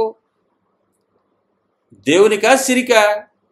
మత్తయి సువార్తలో మనం చూస్తాం కదా, దేవునికా సిరికా? మీరు దేనికి? దేవునికైతే దేవుని అయితే మీరు ఏం ఉండకూడదు, ధనానికి సేవకులైతే ధనమే ఉంటుంది. మళ్ళీ పైకి ఏం చెప్తారు? సాతానుగాడు ఇవ్వనివ్వడు మిమ్మల్ని అంటే. సాతానుగాడు ఎందుకు ఇవ్వడు? ఆడితే కదా అధికారం భూమి మీద ఉంది మొత్తం. వాడి డబ్బులు అడిగితే వాడు ఇస్తాడు. దేవుడు బైబిల్ పట్టుకుని దేవుడిని అడగకుండా వాడిని అడిగితే వాడు ఇవ్వకపోతే ఎవరు ఇస్తారు? వాడే వస్తాయి విగ్రహాలు. సాతానుగాడు మిమ్మల్ని ఇవ్వనివ్వడు, జాగ్రత్త, ఇవ్వండి అంటే ఎట్లా ఇస్తాడు? దేవుడు ఇవ్వడు కదా, ఇచ్చేవాడు భూ అధికారి వాడు. బైబిల్ సరిగ్గా అర్థం కావట్లా. ఎందుకంటే అబద్ధతనం మన ముందు కనబడుతున్నప్పుడు బైబిల్లో ఉన్నటువంటి వచనాలు ఏది కూడా అర్థం కాదు. సాతానుగాడు ఎందుకు ఇవ్వడు? ఇస్తాడు, అడిగితే ఎంత ఇస్తాడు, ఎన్ని కోట్లు కావాలని ఇస్తాడు. ఎందుకంటే నువ్వు పెద్ద విగ్రహం తయారు చేస్తావు కదా. మరి ఆ విగ్రహం తయారు చేసినప్పుడు మరి అది ఈ లోకంలో కనిపించేది కదా. ఈ లోకంలో ఉన్నాయన్నీ కనిపిస్తేనే కదా మనమేం భూమి ఆకాశాలు సృష్టించినటువంటి సృష్టికర్తనే నిజమైన సేవకుడు ఏం చేస్తాడు? స్తుతిస్తాడు. మరి నిజమైన సేవకుడు కానివాడు ఏం చేస్తాడు? మొలిచినాయి చూసారా, కొత్తగా మొలిచినాయి అన్ని భూలో.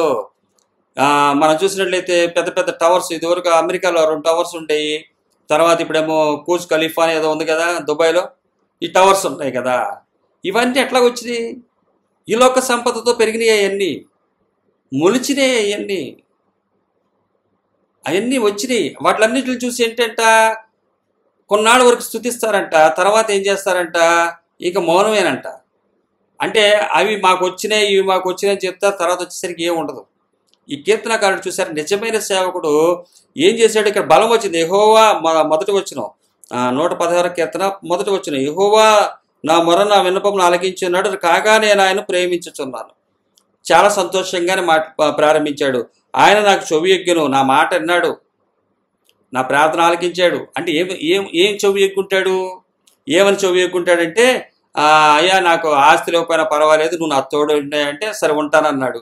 ఉంటానన్నవాడికి ఏం జరిగిందంటే, ఇక్కడ కావున నా జీవితకాలం మధ్య నేను ఆయనకు మొరపెట్టుదును. ఉంటానన్నాడు కదా, ఇంకెప్పుడు నేను మొర పెడతా. అయితే ఏం జరిగిందంటే 3వ వచనం వచ్చేసరికి, మరణ బంధములు నన్ను చుట్టుకొని ఉండను. అబ్బా, అదేంటి? యెహోవా నా మొర ఆలకించాడు. మనం చూసినట్లయితే దేవుడు మీ మొర ఆలకిస్తాడు, నా మొర ఆలకిస్తాడు. నేను చెప్తున్నాను, మిమ్మల్ని ఆశీర్వదిస్తున్నాను, మిమ్మల్ని దీవిస్తున్నాను, దేవుడు దీవించును గాకా అని గట్టిగా ఎక్కువ పెట్టుకున్నారు చేస్తే దీవించేస్తాడు దేవుడు. దేవుడు నిజమైన సేవకుడికి దేవుడు దీవిస్తాడని ఇక్కడ రాయలేదు కదా. ఎలా చెప్పగలుగుతున్నారు? బైబిల్ పట్టుకుని. బైబిల్ పట్టుకోకుండా ఎవరినో చెప్తే అది వేరే విషయం, నేను కూడా ఏం మాట్లాడను. అంటే బైబిల్ పట్టుకుని మీకు అర్థం కావట్లేదేమో అని చెప్పి కొంతమంది విషయాలు నేను చెప్పాల్సి వస్తుంది. ఆయన నాకు చెవి ఎగ్గెను. యెహోవా చెవి ఎగ్గితే ఆస్తులు రావాలిగా. మరి ఏంటంట, మరణ బంధములు నన్ను చుట్టుకొని ఉండెను. మరణ బంధాలు చుట్టుకుని పాతాళ వేదనలు నన్ను పట్టుకొని ఉండెను. శ్రమయో దుఃఖము నాకు కలిగను. ఇన్ని గొడవలు వచ్చినాయి చూడండి. యెహోవా ఈయన మొర ఆలకించినందుకు ఈయనకు వచ్చిన శ్రమలు ఇవి. నిజమైన సేవకుడు సిద్ధపడ్డాడు, పర్లేదయ్యా, నేను విశ్వసిస్తున్నా, ఓకే, నువ్వు రాబోయే రోజుల్లో నీ కుమారుడిని పంపించి అంత ప్రేమ నువ్వు చూపిస్తున్నావు కాబట్టి నేను విశ్వసిస్తున్నా, ఓకే అని చెప్పి ఆయన మాట్లాడుతున్నాడు.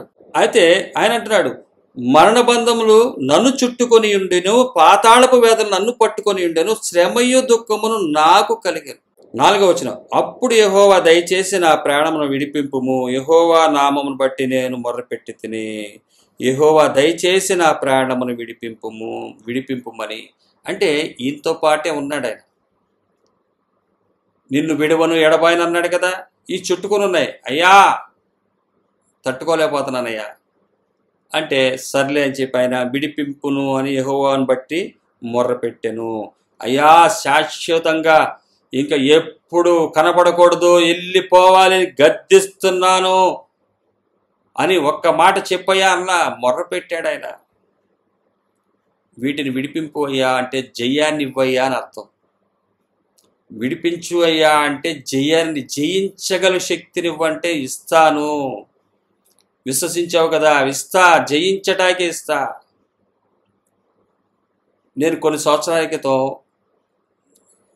అనారోగ్య సమస్యలు తీసేయమని అంటే తీయమని కాదు, జయించటానికి ప్రార్థన చేయమన్నాడు ఆయన. జయం కావాలని ప్రార్థించి, తీయమనొద్దు. పౌలు గారి విషయం కూడా అంతే కదా, నాలో ముళ్ళు ఉందంటే తీయమంటే నా కృప నీకు చాలు అన్నాడు. అది అనారోగ్య సమస్య అవ్వచ్చు, ఏదన్నా ఒక సమస్య తీయమంటే ఆయన అన్నాడు అన్నమాట. అలాగే ఈయన విడిపింపుమనంటే జయాన్ని దయచేయమని అడిగాడు. వెంటనే ఆయన ఏం చేస్తున్నాడు, యెహోవా దయాళుడు, నీతిమంతుడు, మన దేవుడు వాత్సల్యత గలవాడు, యెహోవా సాధువులను కాపాడువాడు. ఆయన ఏంటంటే సాధువులను కాపాడువాడు. ఇక్కడ చక్కని మాట ఏంటంటే ఆయన ఎలాంటి వాళ్ళ గురించి చెబుతూ ఎజ్రా గ్రంథంలో రాయబడుతున్న 9వ అధ్యాయము 15వ వచనంలో ఉన్నటువంటి విషయాన్ని తీసుకుంటున్నాడు. 2వ మందిరం నిర్మించిన తర్వాత, ఎజ్రా వాళ్ళు అంతా నిర్మించిన తర్వాత ఈ ఇశ్రాయేలు ప్రజలు మరలా వివాహ విషయంలో అన్యజనులను చేసుకుంటూ వెళ్ళిపోతున్నారు. అయితే దేవుని కోపం మరలా రగులుకుని మొత్తాన్ని ఆ రోజు ఇది నోవాహు దినాల్లో ఏదైతే మొత్తాన్ని జలప్రళయం చేత నాశనం చేసేసాడో, అలాగే సొదొమ గొమొర్రాల్ని లేకుండా చేసేసాడో, అలాంటి పరిస్థితి వచ్చేసిందంట ఈ సేవకునికి. అంటే అక్కడ ఆ 9వ అధ్యాయం హెచ్చరిక గ్రంథంలో ఉన్నటువంటి 9వ అధ్యాయం 15వ వచనంలో అక్కడ వాళ్ళు స్తుతిస్తున్నారు. వాళ్ళు ఏం చేస్తున్నారంటే గణపరుస్తున్నారు. అక్కడ ఏంటంటే శేషాన్ని ఉంచుతావయ్యా నువ్వు అని. హెచ్చరిక గ్రంథం 9వ అధ్యాయం 15వ వచనం చదివితేనే బాగుంటుంది. యెహోవా ఇశ్రాయేలు దేవా నీవు హెచ్చరిక గ్రంథము 9వ అధ్యాయము 15వ వచనం. యెహోవా ఇశ్రాయేలు దేవా నీవు నీతిమంతుడవై ఉన్నావు, అందువలననే నేటి దినమున ఉన్నట్లుగా మేము శేషించి నిలుచుచున్నాము. చిత్తగించుము, మేము నీ సన్నిధిని అపరాధులము గనుక నీ సన్నిధిని నిలుచుటకు అర్హులము కామని ప్రార్థన చేసి తిని. ఏంటంట? నీ సన్నిధిని నిలుచుటకు అర్హులము కామని ప్రార్థన చేసి తిని. శేషించి నిలుచుచున్నాము, నీ నీతిమంతుడు కాబట్టి మేము నిలుచుచున్నాము. చిత్తగించుము, మేము నీ సన్నిధిని అపరాధులము. అంటే ఇక్కడ ఈ కీర్తనాకారుడు ఏం చెప్తున్నాడు? 116వ అధ్యాయము 5వ వచనం. యెహోవా దయాళుడు నీతిమంతుడు, మన దేవుడు వాత్సల్యత గలవాడు, యెహోవా సాధువులను కాపాడువాడు. ఆయన నిజమైన సేవకుడు కొరకు ఆ ప్రాంతంలో ఉన్న వారంతా కూడా వచ్చినా కూడా, పాతాళానికి కూడా మనం వెళ్ళిపోయినా కూడా మన నీతి పట్టింది కాకుండా నీతిమంతుడైన దేవుడు కాపాడతాడు. ఆయన సాధువులను కాపాడతాడు. ఆయన ఎవరినట?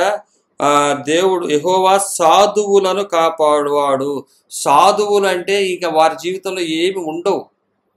చూస్తాం కదా సన్యాసులు సాధువులు అని చెప్పి కొంతమంది నేను లోకంలో ఉన్నవారు చూస్తుంటాం. క్రీస్తునందు ఉన్నవారు కూడా సాధువులుగా ఉండేవాళ్ళు కనపడుతుంటారు. అలాగే హిమాలయ పర్వతాల్లో ఉండేవాళ్ళు ఉంటారు. సాధువులను కాపాడువాడు అంటే కృపాసత్యము కొరకు సాధువులైపోతారు క్రీస్తుని అంగీకరించిన వారు. ఆ ప్రాంతంలో మరలా మందిరం కట్టిన తర్వాత మరలా వీరు ఏం చేస్తున్నారంటే విగ్రహాలు పూజ చేసేవారిని, అంటే వారు అన్యజనులను మళ్ళీ వివాహాలు చేసుకుంటున్నారు. అయ్యా నీ శేషము కొరకు, అంటే భూమి నిలబడుటకు ఇటువంటి నిజమైన సేవకుల్ని ఏర్పాటు చేసుకుంటాడు ఆయన. అందువల్ల ఈ భూమి నిలుస్తుంది. నేను ఒక అన్యుడు టిఫిన్ చేస్తున్నప్పుడు మా చిన్ననాటి నుంచి తెలిసిన ఆయన ఈ మధ్యకాలంలో టిఫిన్ చేస్తుంటే, అరే అంత ఘోరాలు జరిగిపోతున్నాయి భూమి మీద, మొత్తం ఘోరం, అన్ని చోట్ల ఇలా జరుగుతున్నాయి అలా జరుగుతున్నాయని చెప్పి ఎవరో నీతిమంతులు ఉండబట్టి ఆగుతుందిరా అన్నాడు. మరి కోట్ల ఆస్తులను వదులుకుని సేవ కోసం వచ్చేసి వివాహాలు చేసుకోకుండా, అలాగే దేవుని మాట కొరకు ఆలకించి ఆయన కొరకు కనిపెడుతూ, ఏవి కూడా ఆయన ఇచ్చిన విగ్రహాలుగా పెట్టుకోనకుండా, ఆస్తులను పెట్టుకోనకుండా వచ్చి ఇతరులకు పనిచేసి ఈ విధమైనటువంటి ఎనర్జీని భూమికి తీసుకొస్తున్నారు.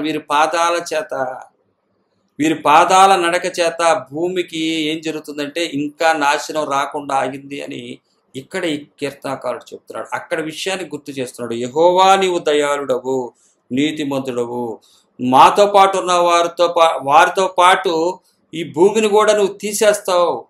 అయినా మాకేం చేసావంటే మేము ఈ శ్రమలను సహించుకోవటానికి బలాన్ని ఇస్తున్నావు, అలాగే మాతో నువ్వు ఉండి మమ్మల్ని ప్రోత్సహిస్తున్నావు. మా గొప్పతనం కాదు, నీ కనికరము. ఇంకోళ్ళు అయితే ఆ ఫ్యాక్టరీలో మొత్తం మూసేస్తారు. 190 మంది దుర్మార్గులు ఉంటే ఆ ఫ్యాక్టరీని మూసేస్తారు. 10 మంది కోసం ఆ ఫ్యాక్టరీని నడుపుతున్నావు అంటే మేమేం గొప్పవాళ్ళం కాదయ్యా, నీ కనికరం అయ్యా, నీ నీతిమంతుడు అయ్యా, ఇంకా మా కొరకు ఉంచావయ్యా. మేము ఇంకా సంపాదించుకుంటకు ఏంటది నిత్యరాజ్యాల్లో మా కొరకు నువ్వు ఇవ్వబోయే వాటిని బహుమతులు శ్రేష్టంగా సంపాదించుకుంటూ ఇంకా అవకాశం ఇచ్చావయ్యా. నువ్వు తలుచుకుంటే ఎంతయ్యా ఫ్యాక్టరీని మూసేయగలవు. ఆ 90 మంది పని చేయకపోతే ఆ ఫ్యాక్టరీ యజమాని మూసేయచ్చు, కానీ ఆ 10 మంది కుటుంబాలకి ఆ యజమానుడికి ఏ విధమైనటువంటి ఆదాయం ఆయన పోషణ వరకు నడుపుతున్నాడంటే ఆ 10 మంది కోసమే. కనికరం చూపావయ్యా, ఇది నీ ధన్యత అయ్యా, నువ్వు నీతిమంతుడు అయ్యా. ఇది మన దేవుని యొక్క నీతి. ఆయన నీతిమంతుడు. అందుకే ఆయన కీర్తనకారుడు స్తుతిస్తున్నాడు. నిజమైన సేవకుడు స్తుతి ఇది. 7వ వచనం, నా ప్రాణమా యెహోవా నీకు క్షేమం విస్తరింపజేసి ఉన్నాడు, తిరిగి నీ విశ్రాంతిలో ప్రవేశింపుము. ఇంక దేవుడు నీకు అవకాశం ఇచ్చాడు, తిరిగి నీ విశ్రాంతిలో ప్రవేశించు అంటే విశ్రాంతిలో ప్రవేశించడం అంటే ఏం అడగడు. ఇంకా నెమ్మది. ఆయన వారిని బట్టి ఏ ఫ్యాక్టరీని ముయిట్లా, చక్కగా నువ్వు విశ్రాంతులు ధైర్యంగా ఉండు. నీతిమంతుడైన దేవుడు కనికరం చూపాడు. ఆ రోజు నోవాహు దినాల్లో భూమిలో లేకుండా చేసేసాడు. అలాగే సొదొమ గొమొర్రాలని నాశనం అయిపోయినాయి. కానీ నువ్వేంటంటే ఇప్పుడు నా ప్రాణమా యెహోవా నీకు క్షేమం విస్తరింపజేసి ఉన్నాడు, నిన్ను నీతిమంతుడైన దేవుడు నిన్ను ఆదుకున్నాడు. నా సేవకుడు ఉన్నాడు, నా సేవకుడు పోషింపబడాలి, తిరిగి నీ విశ్రాంతిలో ప్రవేశింపుము అని ఆయన ఓదార్చుకున్నాడు. అలాగే మరణం నుండి నా ప్రాణమును, కన్నీళ్లు విడవకుండా నా కన్నులను, జారి పడకుండా నా పాదములను నీవు తప్పించి ఉన్నావు. ఇవన్నీ చేస్తాడు ఆయన. ఒక సేవకునికి ఆయన పడిపోకుండా కాపాడతాడు, సహాయం చేస్తాడు. ఈయన దగ్గర ఏ ఆస్తులు లేవు, ఏ విగ్రహాలు లేవు. ఇప్పుడు ఎవరు వచ్చి అడగరు. ఆల్రెడీ వాళ్ళకి సమాధానం చెప్పేశాడు. ఒరే వెళ్ళిపోండిరా, మీరు వెళ్ళిపోండి, మా దేవుడు ఇస్తాడు అంటే ఎప్పుడు ఇస్తాడు? మా దేవుడు ఇచ్చేసాడు, ఇక్కడ కనబడుతున్నాయి కదా, ఇచ్చేసాడు. మీ దేవుడు ఇంకేవలేదేంటి? బాబు వద్దు నాయన, మా దేవుడు కృపాసత్యం గలవాడు, ఆయన ఇస్తాడని చెప్పి ఆయన మీద నమ్ముకుని ఆయన దేనికి వచ్చాడు.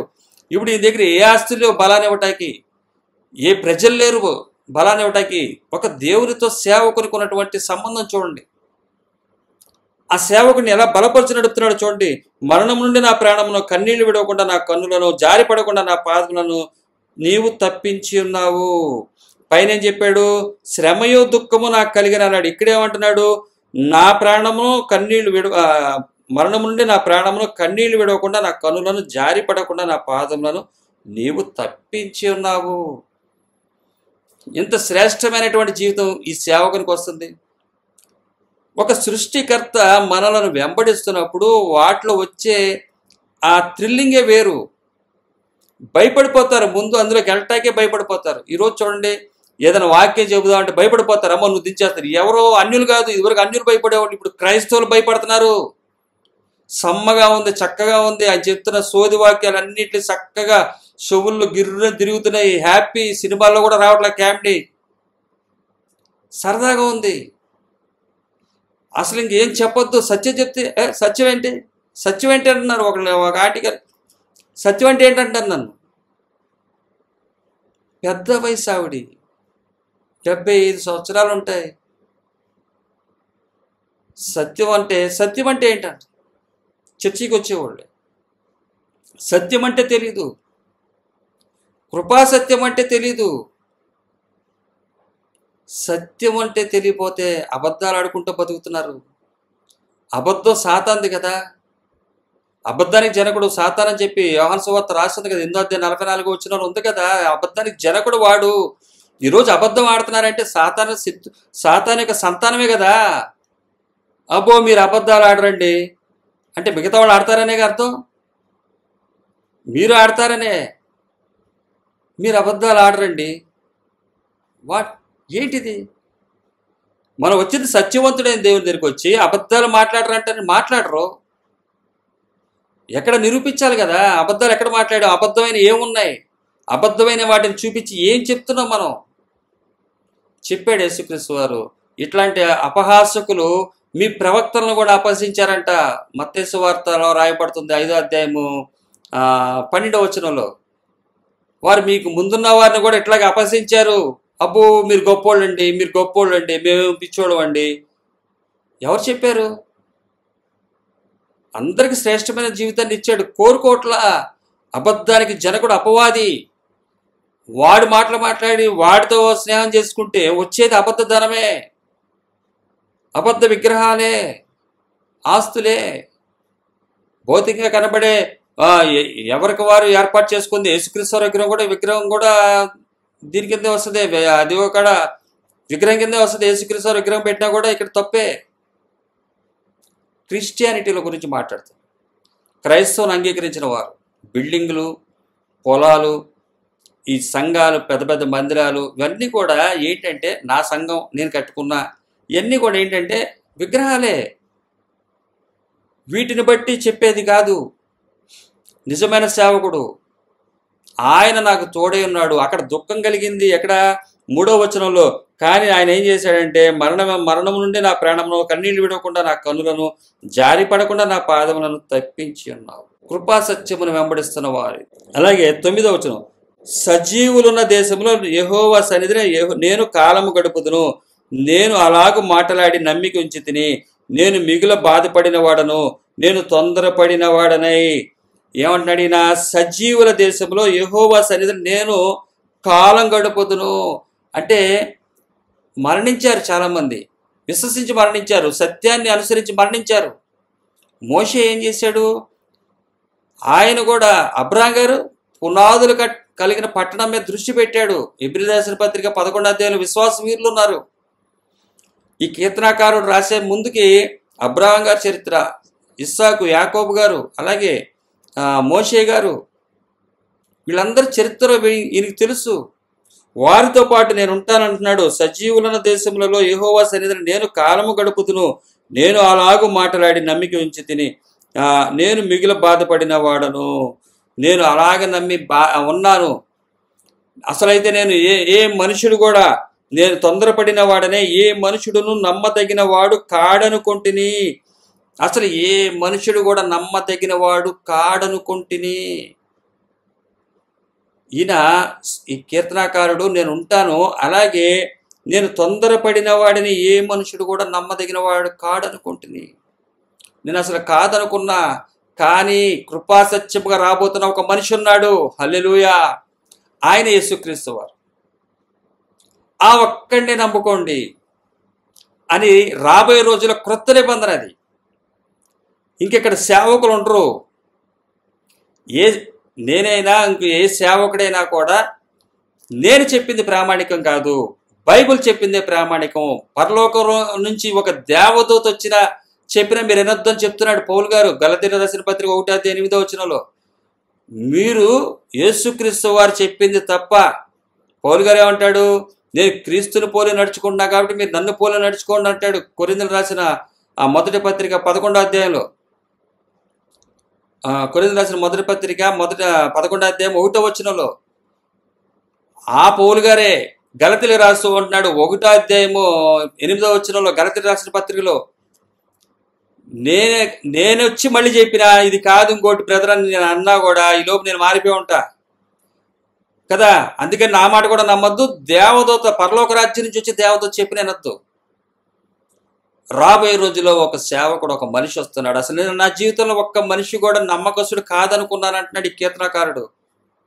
ఎట్లా మాట్లాడుతున్నాడు ఈయన? ఒకసారి ఆలోచించారా?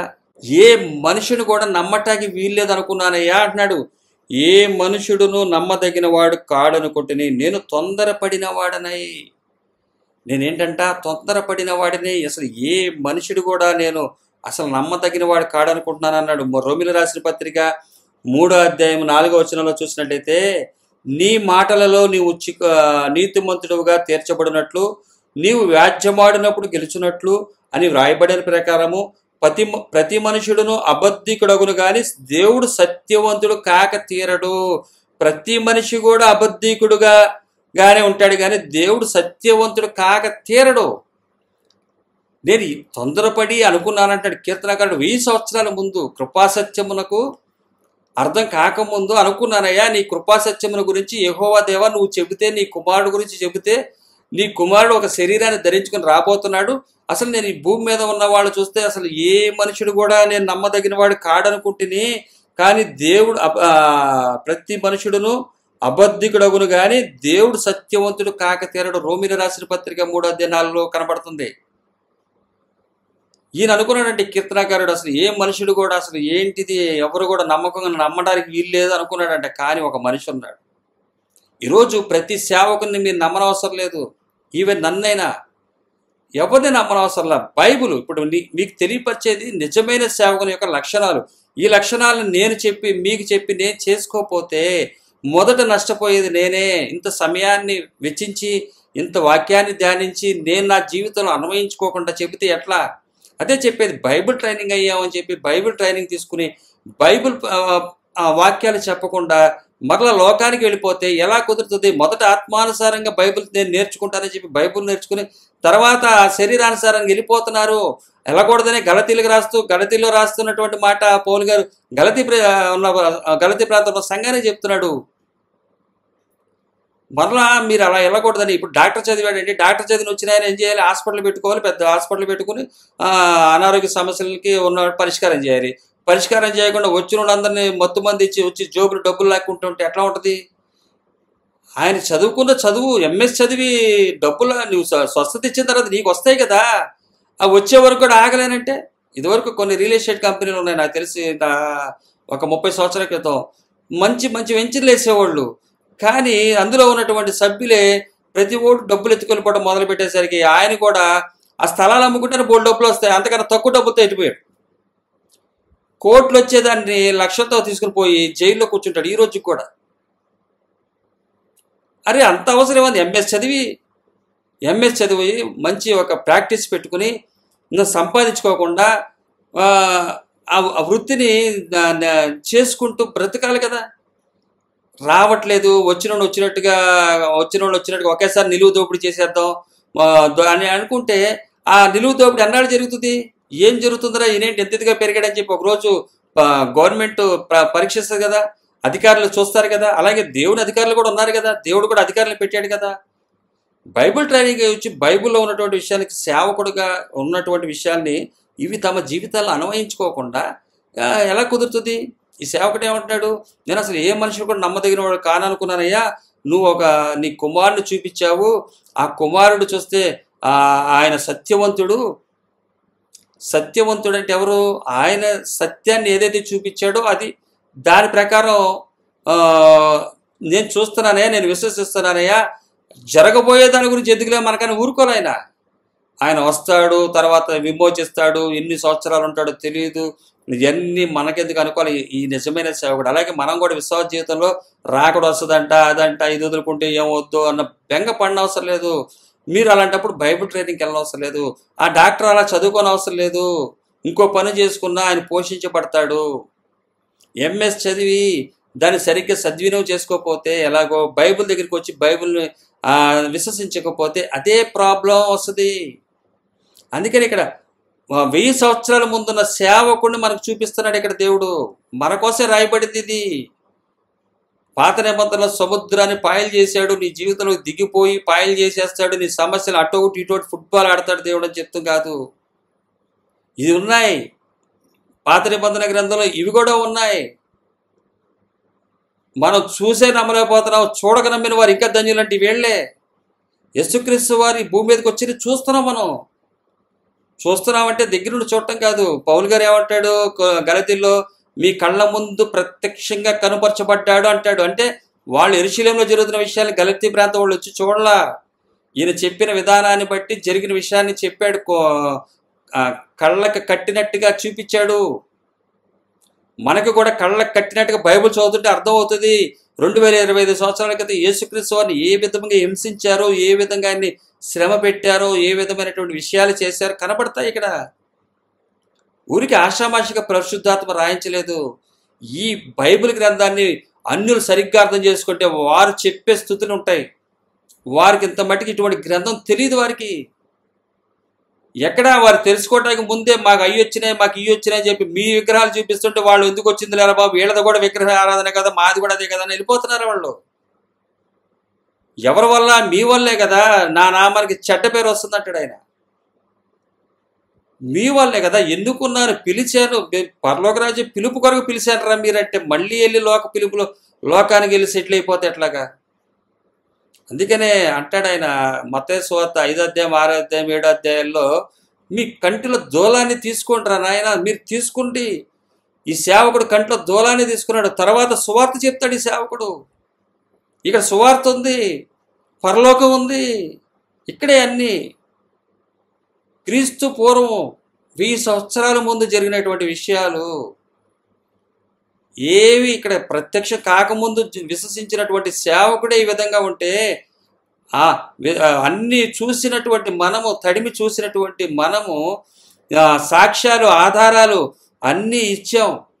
మన బైబిల్ ఇచ్చింది, లోకం ఇచ్చింది, ప్రపంచం ఇస్తుంది, చరిత్ర అందరూ చెప్తున్నారు, అన్ని విధాల ఉంది. ఇంకా నమ్మకపోతే ఇక్కడికి వచ్చి ఇంకా ఏదో సరదాగా వచ్చాడు దేవుడు, సరదాగా చేశాడు, ఏదేదో చేశాడు అనుకుని మీ భ్రమ పడిపోమాకండి. అందుకని ఇక్కడ చెప్తున్నాడు, నేను ఏ మనుషుడు కూడా నమ్మదగిన ఒక ఆడు కాడనుకున్నానయ్యా, రాబోతున్న నీ కుమారుడు సత్యవంతుడయ్యా అంటున్నాడైనా. ఎంత ఎంత గొప్ప ధన్యత ఆ మాటలు చూడండి. ఇదే కీర్తనాకారుడు తర్వాత అంటాడు 118 అధ్యాయము 8-9లో, మనుషులను నమ్ముకొనుట కంటే యెహోవాను ఆశ్రయించడం మేలు, రాజులను నమ్ముకొనుట కంటే యెహోవాను ఆశ్రయించడం మేలు. మనుషులను ఎవ్వరిని నమ్మకండి, ఎవరిని ఆశ్రయించమాకండి. ఇది తర్వాత ఆయన లెవెల్స్లో చెప్తున్నాడు ఈ మాట. అంటే ఈయన నిత్యరాజ్యంలో చేరిపోయాడు. 118వ కీర్తన వచ్చేసి పరలోక రాజ్యం చేరిపోయిన తర్వాత మాట్లాడుతున్నాడు. మనకి ఆయన అక్కడికి వెళ్ళి ఘనంగా చెబుతూ మళ్ళీ ఇక్కడ చెప్తున్నాడు, ఇలాగ మీరు ఎవరు చేయమాకండి, నేను ఒక్క మనిషిని నమ్మా, ఆయన మాటలే వింటున్నా, ఆయన చేయబోయే వాటి గురించే తెలుసుకున్నా, సృష్టికర్త అయినటువంటి దేవుడు ఆయన గురించి చెప్పాడు, ఆయన గురించి నేను విశ్వసించా. ఏ మనుషుడు కూడా నమ్మదగిన వాడు కాడనుకున్నా, కానీ ఆ కృపా సత్యాలు చూపించబోయే మనిషి అయినటువంటి యేసుక్రీస్తు వారి విషయం నేను నమ్మా, విశ్వసించా. మీరు ఆయనే నమ్మండి, రాజులు కానీ ఎవరిని నమ్మకండి. అలాగే 146 కీర్తన గ్రంథం 146 3వ వచనంలో కూడా అక్కడ రాయబడుతుంది, వారి రాజుల చేతనైనా నరుల చేతనైనా రక్షణ కలగదు, వారిని నమ్ముకొనకుడి. ఎవ్వరి వల్ల, ఏ నరుల వల్ల మీకు రక్షణ కలగదు, రాజు చేతనైనా నరుల చేతనైనా రక్షణ కలగదు. ఈ నామం వల్లనే కలుగుతుంది. యేసుక్రీస్తు వారు కృపా సత్యం అన్న నామం వల్లనే కలుగుతుంది. నరుడని పేరు పెట్టుకుని మనం ఎవరు కూడా వాళ్ళని విమోచించలేము, మనం ఎవరు కూడా దేవుడి దగ్గర వాళ్ళ ముందు పెట్టలేము. యేసుక్రీస్తు వారు అన్న వారిని విశ్వసించిన వారే ఆయన ముందు నిలబడగలరు. ఏ నరుడు వల్ల కూడా కాదు. రాజుల చేతనైనా నరుల చేతనైనా రక్షణ కలగదు, వారిని నమ్ముకొనకుడి. నేను మిమ్మల్ని తీసుకెళ్లి దేవుడి ముందు నిలబెడతాను, నేను నిలబెట్టేవాడిని అంటే మీరు నమ్మకండి. నేను కాదు, మేము కాదు, సేవకులు ఎవరు కూడా, నరులు ఎవరు చేయలేరు. ఆయన శిలువ మరణ పునరుద్ధానాలు చూసిన వారు అందరూ కూడా రక్షించబడతారు. వాటిని విశ్వసించిన ఈ సేవకుడు చెప్తున్నాడు. ఆ సేవకుడితో కీర్తనకారుడిలో రాయబడుతున్నటువంటి మాటే, ఎవ్వరు కూడా నరులు నమ్ముకోమాకండి, రాజులు కూడా నమ్ముకోమాకండి. ఆ యేసుక్రీస్తు వారు ఒక్క మనుషుడు సత్యమై వచ్చాడే, ఆ స్కేల్ని పెట్టుకోండి. ఆ స్కేలే మిమ్మల్ని ఏం చేస్తుందంటే రేపు పొద్దున ఆ ప్రకారమే న్యాయం తీరుస్తాడు. యెషయా గ్రంథం 43వ అధ్యాయంలో రాయబడుతుంది, సత్యమును బట్టి ఆయన న్యాయాన్ని తీరుస్తాడు. సత్యం ఎవరు? యేసుక్రీస్తు వారు. ఆయన పక్కన ఉంచుంటాడు. మనం ఆయనలా జీవించాలి లేదని చెప్పి సేవకుడుగా మనం ఎవరి కాళ్ళు సేవకులమే. నాకు వచ్చినటువంటి సువార్త నేను చెప్పినప్పుడు నేను సేవకుడినే, మీరు ఆలకించిన వారు మీరు కూడా ఆ సేవకుడిగా ఉంటే మీరు ఆయన సేవకులే. యేసుక్రీస్తు వారి యొక్క సేవకులమే మనము. యేసుక్రీస్తు వారి సేవ చేస్తున్న వారమే. యేసుక్రీస్తు వారు ఏదైతే ఆయన ఈ భూలోకంలో కృపాసత్యంగా నిలబడ్డాడో ఆయన అనుసరిస్తున్న వారమే అవుతాము. ఏ మనుషుడు కూడా నమ్మదగిన వాడు కాదు, ఆయనే సత్యవంతుడు. అదే స్కేలు. ఒల్లెటివారి పాలనలో ఉన్నటువంటి సేవకులు ఒక మాదిరి చూపించారు. దాన్ని నేను చూసా, మరణ పడకకు వెళ్ళే వరకు కూడా చూసా. ఆయన జీవితంలో ఏ విధమైనటువంటి విగ్రహాలు పెట్టుకోవాలా. చివరికి ఆయన సంఘం కూడా ఆయన పేరు మీద లేదు, ఆయనైతే ఎవరైతే ఇచ్చారో ఆయన పేరు మీద ఉంది. ఆయనకే ఆ సంఘస్థులు ఒక ఇలాగే పెళ్లి చేసుకోకుండా ఉన్న సేవకులకు అప్పచెప్పారు. ఆ సేవకులు కూడా వేరే వాళ్ళకి అప్పచెప్పారు. అంతే తప్ప అది ఏ విధముగా కూడా వీరి పేరు మీద కూడా రాసుకోలేదు. నేను చివరి వరకు ఆ సేవకులను చూసా. అయితే నేను ఈరోజు కూడా సేవకులను చూసి ధైర్యం తెచ్చుకోవచ్చు. తర్వాత అంతకన్నా ధైర్యం యేసుక్రీస్తు వారి ద్వారా వారు చెప్పిన మాటల్ని ఆలకించడం ద్వారా, విశ్వసించడం చేత, నేను కూడా బైబిల్లో నుంచి నేర్చుకునడం చేత నేను కూడా బలాన్ని పొందుకున్నా. ఒక సేవకుడు ఒక మాదిరిని చూపించగలడు. మన ముందు ఇటువంటి వారు కనబడటం చాలా చాలా చాలా తక్కువ. సువార్త వెళ్ళిపోయింది, వేరే విధంగా వెళ్ళిపోయింది. ఇప్పుడు ఒక్కొక్కడు సంపాదించుకున్న సేవకులను బట్టే సువార్త చేస్తున్నారు తప్ప, జనాలు వచ్చే రేంజ్ని బట్టే సేవ చేస్తున్నారు తప్ప, ఈ విధమైనటువంటి కృపాసత్య స్కేల్లో లేరు. ఈ కృపాసత్యంలో స్కేల్లో ఉంది ఎవరు? ఇక్కడ రాయబడుతున్న ఈ నిజమైన సేవకుడు క్రీస్తు పూర్వం 1000 సంవత్సరాల క్రితం ఉన్నటువంటి కీర్తనాకారుడు.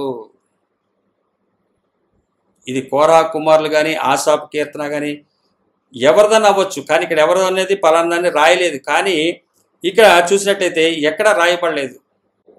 ఇక్కడ ఈ సేవకుడు చెప్తున్నాడు, నేను ఎప్పుడు కూడా నిజమైన సేవకుడిగా ఉంటానని చెప్పి ఆయన నోటేమిటి అంటాడు. ఇక్కడ 16వ వచనంలో, నేను యెహోవా నేను నిజమైన నీ సేవకుడను, నిజమైన నీ సేవకుడు అని చెప్పి ధైర్యంగా ఈయన చెప్తున్నాడు. నాలో పాపం ఉందని మీరు నిరూపించగలరా అని యేసుక్రీస్తు వారు అన్నారు. ఎందువల్ల అన్నారు? ఆయన చెప్పిన కృపా సత్యముల ప్రకారం ఆయన ఉన్నాడా లేదా. ఇక్కడ చూసారా 115వ కీర్తనలో ఆ కృపా సత్యములు ఏ విధంగా ఉంటాయో ఆ కృపా సత్యము ప్రత్యక్షమైనప్పుడు అడుగుతుంది. పాత నిబంధన గ్రంథంలో ఉంది కదా, వాళ్ళని అడుగుతున్నాడు ఆయన. ఇక్కడ ఎవరన్నా సరే పరిశుద్ధాత్మకి స్తోత్రం, హల్లెలూయా, పరిశుద్ధాత్మ దేవుడు అది యేసుక్రీస్తు వారు అడుగుతున్నాడు వాళ్ళని. మీరు మీ పాత నిబంధన గ్రంథం ఉంది కదా, దాని ప్రకారం చెప్పండి, నేను ఏదన్నా మిస్టేక్ నా దగ్గర జరుగుతుందా, నాలో పాపం ఉందని మీరు ఏమైనా నిరూపిస్తారా అంటే వాళ్ళ బైబిల్ చదివితే కదా. ఎంతసేపు పాపపు సొమ్మును లెక్క పెట్టుకోవటమే సరిపోయింది ఆ పాత నిబంధన గ్రంథంలో ఉన్నటువంటి వారికి. ఆచార భక్తి, ఆచారంతో వెళ్తే చాలు, ఇంకేం అవసరం లేదు, మిగతాదంతా మామూలే. ఆచార భక్తి చేశారు వాళ్ళు. వాక్యానుసారమైనటువంటి ధర్మశాస్త్ర దివారాత్రులు ధ్యానించేవాడు ధన్యుడు అంటే ధర్మశాస్త్రాన్ని పక్కన పెట్టేశారు. నిరూపించగలరా అని అడిగాడు ఆయన. అందుకని ఈ సేవకుడు అంటున్నాడు, నేను నిజమైన నీ సేవకుడను. అది యేసుక్రీస్తు వారు. ఇక్కడ కూడా మనం చూసినట్లయితే యేసుక్రీస్తు వారే ఈ మాటలో ఆ సేవకుడు. ఆ సేవకుడు అదే సేవకుడు అనుసరిస్తున్నటువంటి ఈ కీర్తనకారుడు ఏమైపోయింది, ఒకటే లెవెల్. ఆ సేవకుడు యేసుక్రీస్తు వారి సేవకుడు తండ్రి మాట విని ఏ విధంగా అయితే సేవ చేయబోతున్నాడో ఆ సేవకుడు అంటున్న మాట, నాలో పాపం ఉందని నిరూపించగలరా అని. ఇక్కడ ఈ సేవకుడు అంటాడు, నాలో పాపం ఉందని మీరు నిరూపించగలరా అన్నట్టుగా మాట్లాడుతున్నాడు. నేను యెహోవా నేను నిజముగా నీ సేవకుడిని అంటున్నాడు.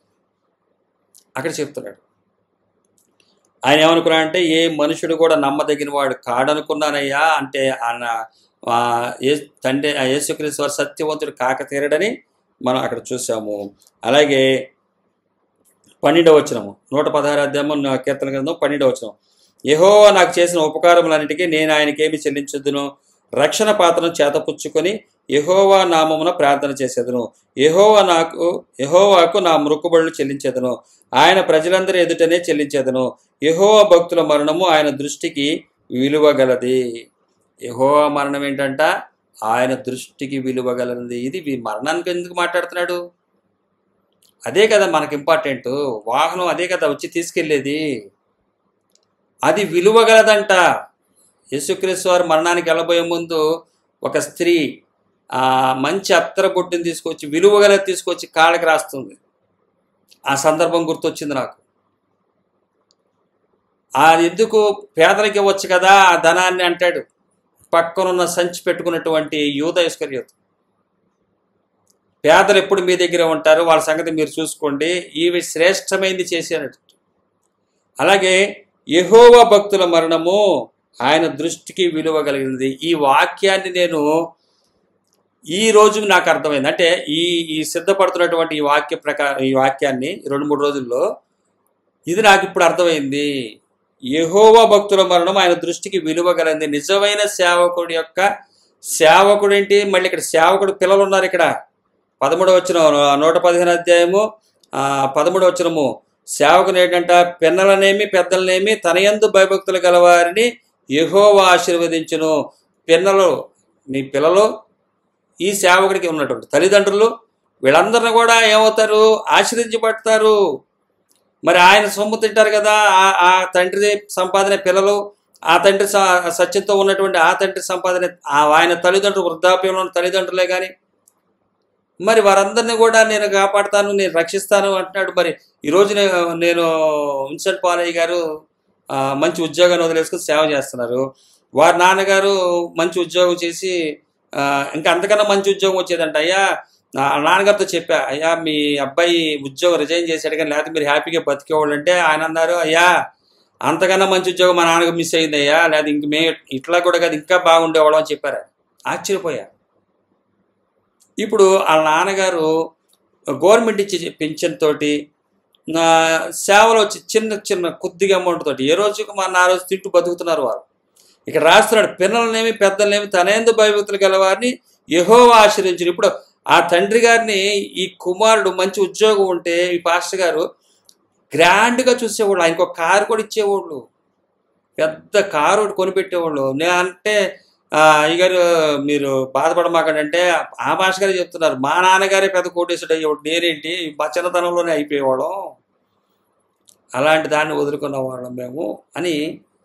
నిజమైన సేవకుడు ఆ కుటుంబానికి ఈ యొక్క ఆదరణ కలుగుతుంది, కుటుంబానికి కూడా క్షేమం కలుగుతుంది. అందుకనే యెహోవా భక్తుల మరణం ఆయన దృష్టికి విలువ కలిగినది.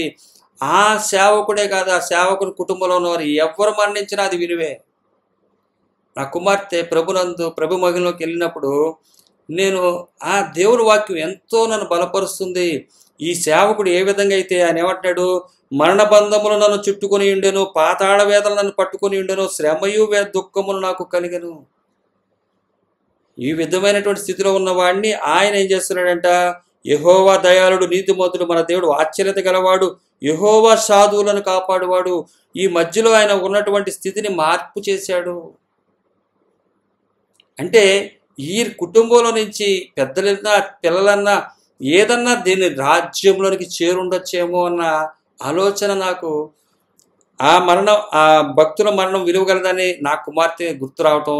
అలాగే ఇప్పుడు చూస్తే ఇక్కడ ఈ సేవకుడికి మధ్యలో గ్యాప్లో ఏం జరిగిందంటే, గ్యాప్లో వాళ్ళ తల్లిదండ్రులు కానీ కుటుంబంలో ఉన్నటువంటి ఏదో విధంగా ఒక మరణం జరిగింది కాబట్టి ఆయన పాతాళ వేదనలు అనుభవించాల్సి వచ్చింది. అటువంటి జీవితం ఇక్కడ కనబడుతుంది. అయితే ఆయన వచ్చి ఆదరించాడు, పర్వాలేదు నేనున్నాను, నీకు ఏం పర్వాలేదు.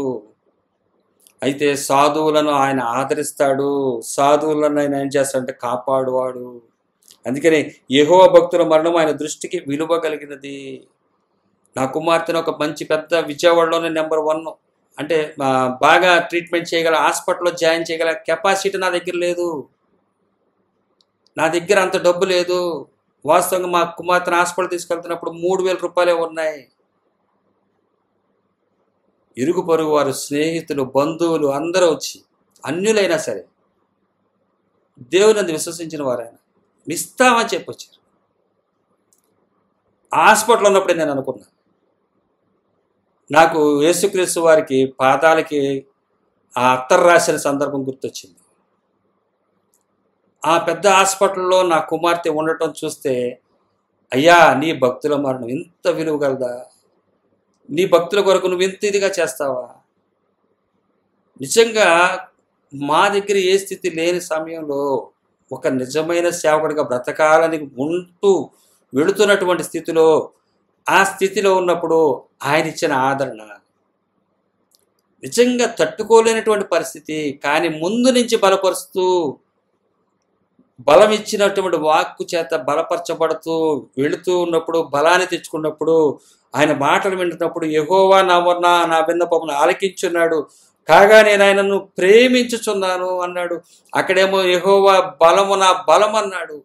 అంత బలంలో ఉన్నప్పుడు పాతాళ వేదన వచ్చినాయి, తట్టుకోలేని స్థితి, మరణబంధాలు నన్ను చుట్టుకొని ఉండెను. 3వ వచనం, అంతకుముందే యెహోవా మొర్ర పెడితే నాకు చెవి ఎగ్గాడు, యెహోవా నా మాట విన్నాడన్న సంతోషంలో ఉన్న వ్యక్తికి మరణబంధాలు చుట్టుకున్నాయి, పాతాళము వేదనలు పట్టుకున్నాయి, శ్రమయు దుఃఖము నాకు కలిగింది అంటున్నాడు ఆయన. ఆ వేదనలు కలిగినప్పుడు నేను ఏ మనుషుడు కూడా, అంటే ఆ వేదనలో నుంచి బయటకు వచ్చాడు. తర్వాత నేను నీ మాట వింటున్నానయ్యా, అసలు ఫస్ట్ నేను అనుకున్న దాంట్లో మరలా గుర్తు చేస్తున్నాడు, అసలు ఏ మనుషుడు కూడా నమ్మదగిన వాడు కాడు అనుకున్నాను, కానీ నీ కృపా సత్యమును బట్టి నీ కుమారుడు శరీరాన్ని ధరించుకుని రాబోతున్న ఆయన రక్షణ కొరకు మరణించిపోతున్నాడు, ఆయనే ఒక సేవకుడుగా చూపించబోతున్నాడు, ఆయనే నిజమైన సేవకుడు, ఆయనే నిజమైన మాదిరి. ఎవరైనా ఆయన మాదిరే చేయాలి, ఇంక ఏ మనుషుడు మాదిరి అవసరం లేదు. వారు మాదిరి చూపించి వారి జీవితంలో నెరవేర్చుకున్నారా లేదో చూడటం వరకే. మనం కూడా ఎంతో కొంత బలం ఇస్తారు, కానీ అసలైన బలం యేసుక్రీస్తు వారే. ఈ మనుషుడే ఈయనకున్న దాంట్లోంచి రావటం అంటే మామూలు విషయం కాదు. ఇంతకన్నా బలపరిచేది ఇంకా వేరే వాళ్ళ సాక్ష్యాలు ఉండవు. ఆ సేవకులను ఆయన ఆదరిస్తున్నాడు. తండ్రి ఆయన్ని ఆదరించాడు, యేసుక్రీస్తు వారిని. అలాగే సేవకుడు ఎవరైతే విశ్వసిస్తారో ఆ మనుషుడైనటువంటి ఆ దేవుడు ఆదరిస్తాడు. అయ్యా, భక్తుల మరణం నీకు విలువ కలిగింది అయ్యా, నా కుటుంబస్తుల మరణం నీకు విలువ కలిగింది అయ్యా అంటున్నాడు ఇక్కడ. యెహోవా భక్తుల మరణం ఆయన దృష్టికి విలువ కలిగినది. ప్రతి ఒక్కరు కూడా సమాధుల మీద రాసుకుంటా ఉంటారు, మరణం విలువ గలది.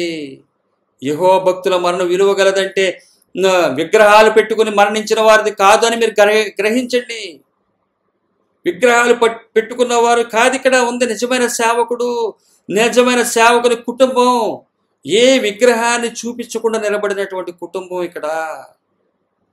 ఒక సేవకుడు, నిజమైన సేవకుడు, ఒక మాదిరిని యేసుక్రీస్తు వారు మాట విని, తండ్రి అయిన దేవుడు చెప్పిన మాట విని, కీర్తనకారుడు క్రీస్తు పూర్వమే రాస్తున్నటువంటి మాటలు ఇవి.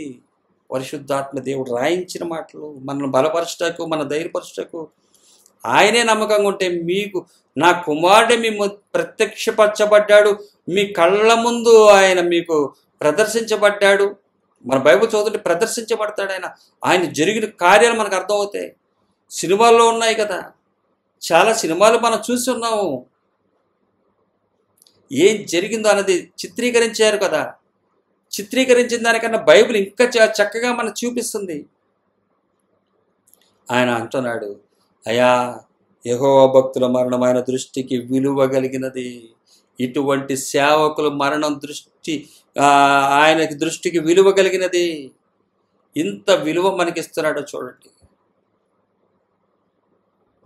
ఏ విషయంలో కూడా మా కుటుంబాన్ని ఎంతో కృంగిపోవలసినటువంటి మమ్మలను బలపరిచింది ఆయనే, భుజం తట్టింది ఆయనే. సాధువులను ఏంటంటే యెహోవా సాధువులను కాపాడువాడు, యెహోవా దయాళుడు, నీతిమంతుడు. నా కుమార్తె విషయంలో అప్పుడు అన్నారు, కరోనాలో అయినా బాగుండేది కదా, ఏదో అందరికి వచ్చి ఇలా మరణించారు అలా అయితే. ఆయన అలాంటి వాడు కాదు.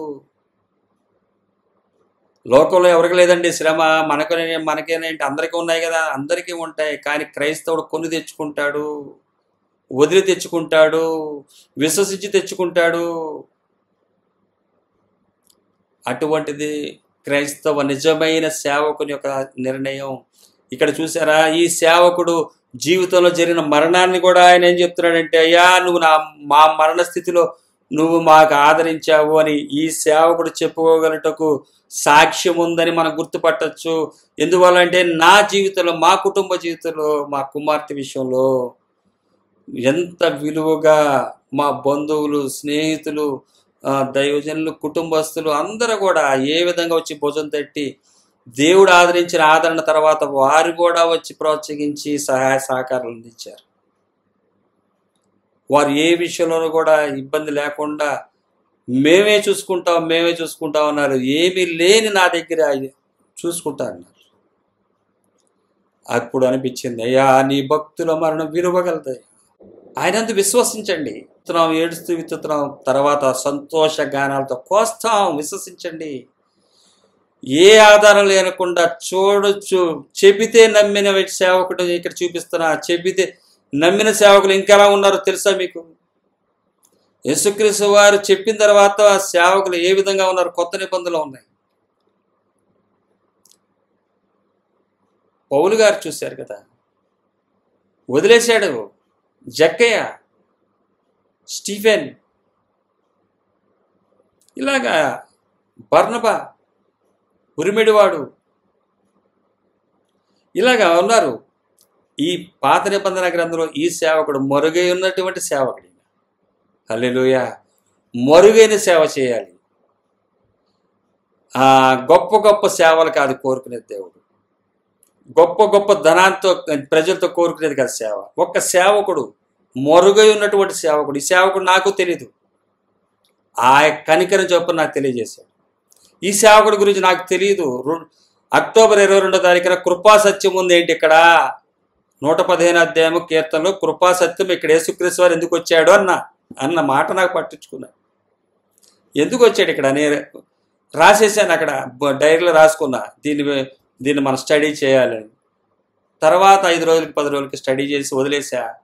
తర్వాత అనుకోకుండా కూర్చుంటేనే మాట్లాడదాం ఒక వాక్యం పెట్టుకుంటే ఇంకో వాక్యం వచ్చింది. అదే ఈ యొక్క కృపా సత్యం. ఇక్కడ మరుగై ఉన్నటువంటి సేవకుడు కనపడతాడు. నిజమైన సేవకుడు మరుగై ఉంటాడు, పబ్లిక్గా కనబడ్డు. మరుగైన సేవ అంటే ఇదే. ఈ సేవకుడు దేవుణ్ణి ఎలా కనపరుస్తున్నాడో, మరుగైన సేవ ఎలా ఉంటుందో చూడండి. డాంబికులు డంబాలు పలికే మాటలు ఉండవు ఇక్కడ. హృదయానికి కనెక్ట్ అవుతుంది. బైబిల్లో అంత ఓపెన్గా ఉంటుంది, మనకి క్లారిటీగా ఉంటుంది. ఎంత గొప్ప సేవకుడు ఇక్కడ కనబడుతున్నాడు చూడండి. అలాగే ఇదే సేవకుడు 16వ వచనంలో అంటున్నాడు, యెహోవా మరణం దాటి వచ్చినటువంటి సేవకుడు ఏమంటాడు, యెహోవా నేను నిజముగా నీ సేవకుడను, నేను నిజంగా నీ సేవకుడనయ్యా, నీ సేవకుడను, నీ సేవకురాలి కుమారుడను నయ్యున్నాను. నీ సేవకుడిని, నీ సేవకురాలి కుమారుడై ఉన్నాను. ఏ సేవకుడు? కృపాసత్యములు చూపినటువంటి దానికి సేవకుడిని. ఆ సేవకుడు విశ్వాసురాలు సేవకురాలు కుమారుడై ఉన్నాను. ఏంటి ఇక్కడ సేవకురాలను ఉందన? పరిశుద్ధాత్మ దేవుడిని అడిగితే సంఘము, క్రీస్తు సంఘము. హల్లెలూయా. క్రీస్తు సంఘం, క్రీస్తు సంఘం కుమారుడు. సంఘం, ఆత్మీయ సంఘం, మన ఆత్మలో ఆ యేసుక్రీస్తు వారు నివసించబోయే సంఘం. అదే వధువు సంఘము. నీ సేవకురాలి కుమారుడై ఉన్నాను అయ్యా, నీ కృపా సత్యములు చూస్తే ఆ యేసుక్రీస్తు వారు నిజమైన సేవకుడు. నాదేముందయ్యా, ఆయన అసలైన సేవకుడయ్యా. నేనేముందయ్యా ఆ సేవకుడు ముందు? మరణ వేదన నా ఏమున్నాయ్యా, మాదేముందయ్యా. మా కుమార్తె విషయం నాకదు, మాదేమి లేదయ్యా. నీవు నడి రోడ్డు మీద సృష్టికర్త వేయండి ఉమ్మె వేసుకుని కొరడాలతో కొట్టించుకుని మేకుతో నా దగ్గర ఏమీ లేదని చెప్పి సిలువలో చూపించి సత్యం అంటే ఇదేనని చూపించి వెళ్ళావయ్యా. మాదేముందయ్యా. అయ్యా నీ కుమారుడు నిజమైన సేవకుడయ్యా, నేను కాదయ్యా, నీ కుమారుడే నిజమైన సేవకుడు అంటున్నాడు. ఆ స్టేజ్కి వస్తాం మనం యేసుక్రీస్తు వారిని తర్వాత మనం ఇంకా నేర్చుకున్నట్లయితే. ఇప్పుడు మన సేవ పెద్ద సేవ కాదు, నేనేదో నిజమైన సేవకుడుగా చేశానంటలే. కానీ నిజమైన సేవను అనుసరిస్తున్నప్పుడు, నిజమైన సేవకుడుగా ఉన్నప్పుడు, ఆ అసలైన సేవ చేసినటువంటి యేసుక్రీస్తు వారు, ఆ సేవకుని యొక్క కుమారుని నేను, ఆ సేవకురాలి కుమారుడై ఉన్నాను ఆ వధువు సంఘానికి ఇక్కడ రాస్తున్నాడు. ఎంత కనెక్టివిటీ ఉంటుంది బైబిల్. ప్రతి వాక్కు ఎక్కడ మిస్ అవ్వదు. ఇదేదో పొరపాటు రాశారు అదేం ఉండదు, అక్కడ కరెక్ట్గా ఉంటుంది. మనకి అర్థం కాకపోతే పరిశుద్ధాత్మ దేవుడిని అడిగితే చెప్తాడు. అయితే ఆస్తులన్నీ కూడా అప్పచెప్పేసి జ్ఞానాన్ని సంపాదించుకోవాలి, వెండి బంగారాలని పెట్టి కొనుక్కోవాలి. అంటే ఉంటే ఈ అర్థం కావు, ఉంటే ఏది కూడా అసలు ఇంక అర్థమయ్యే సమస్య ఉండదని బైబిలే చెప్తుంది.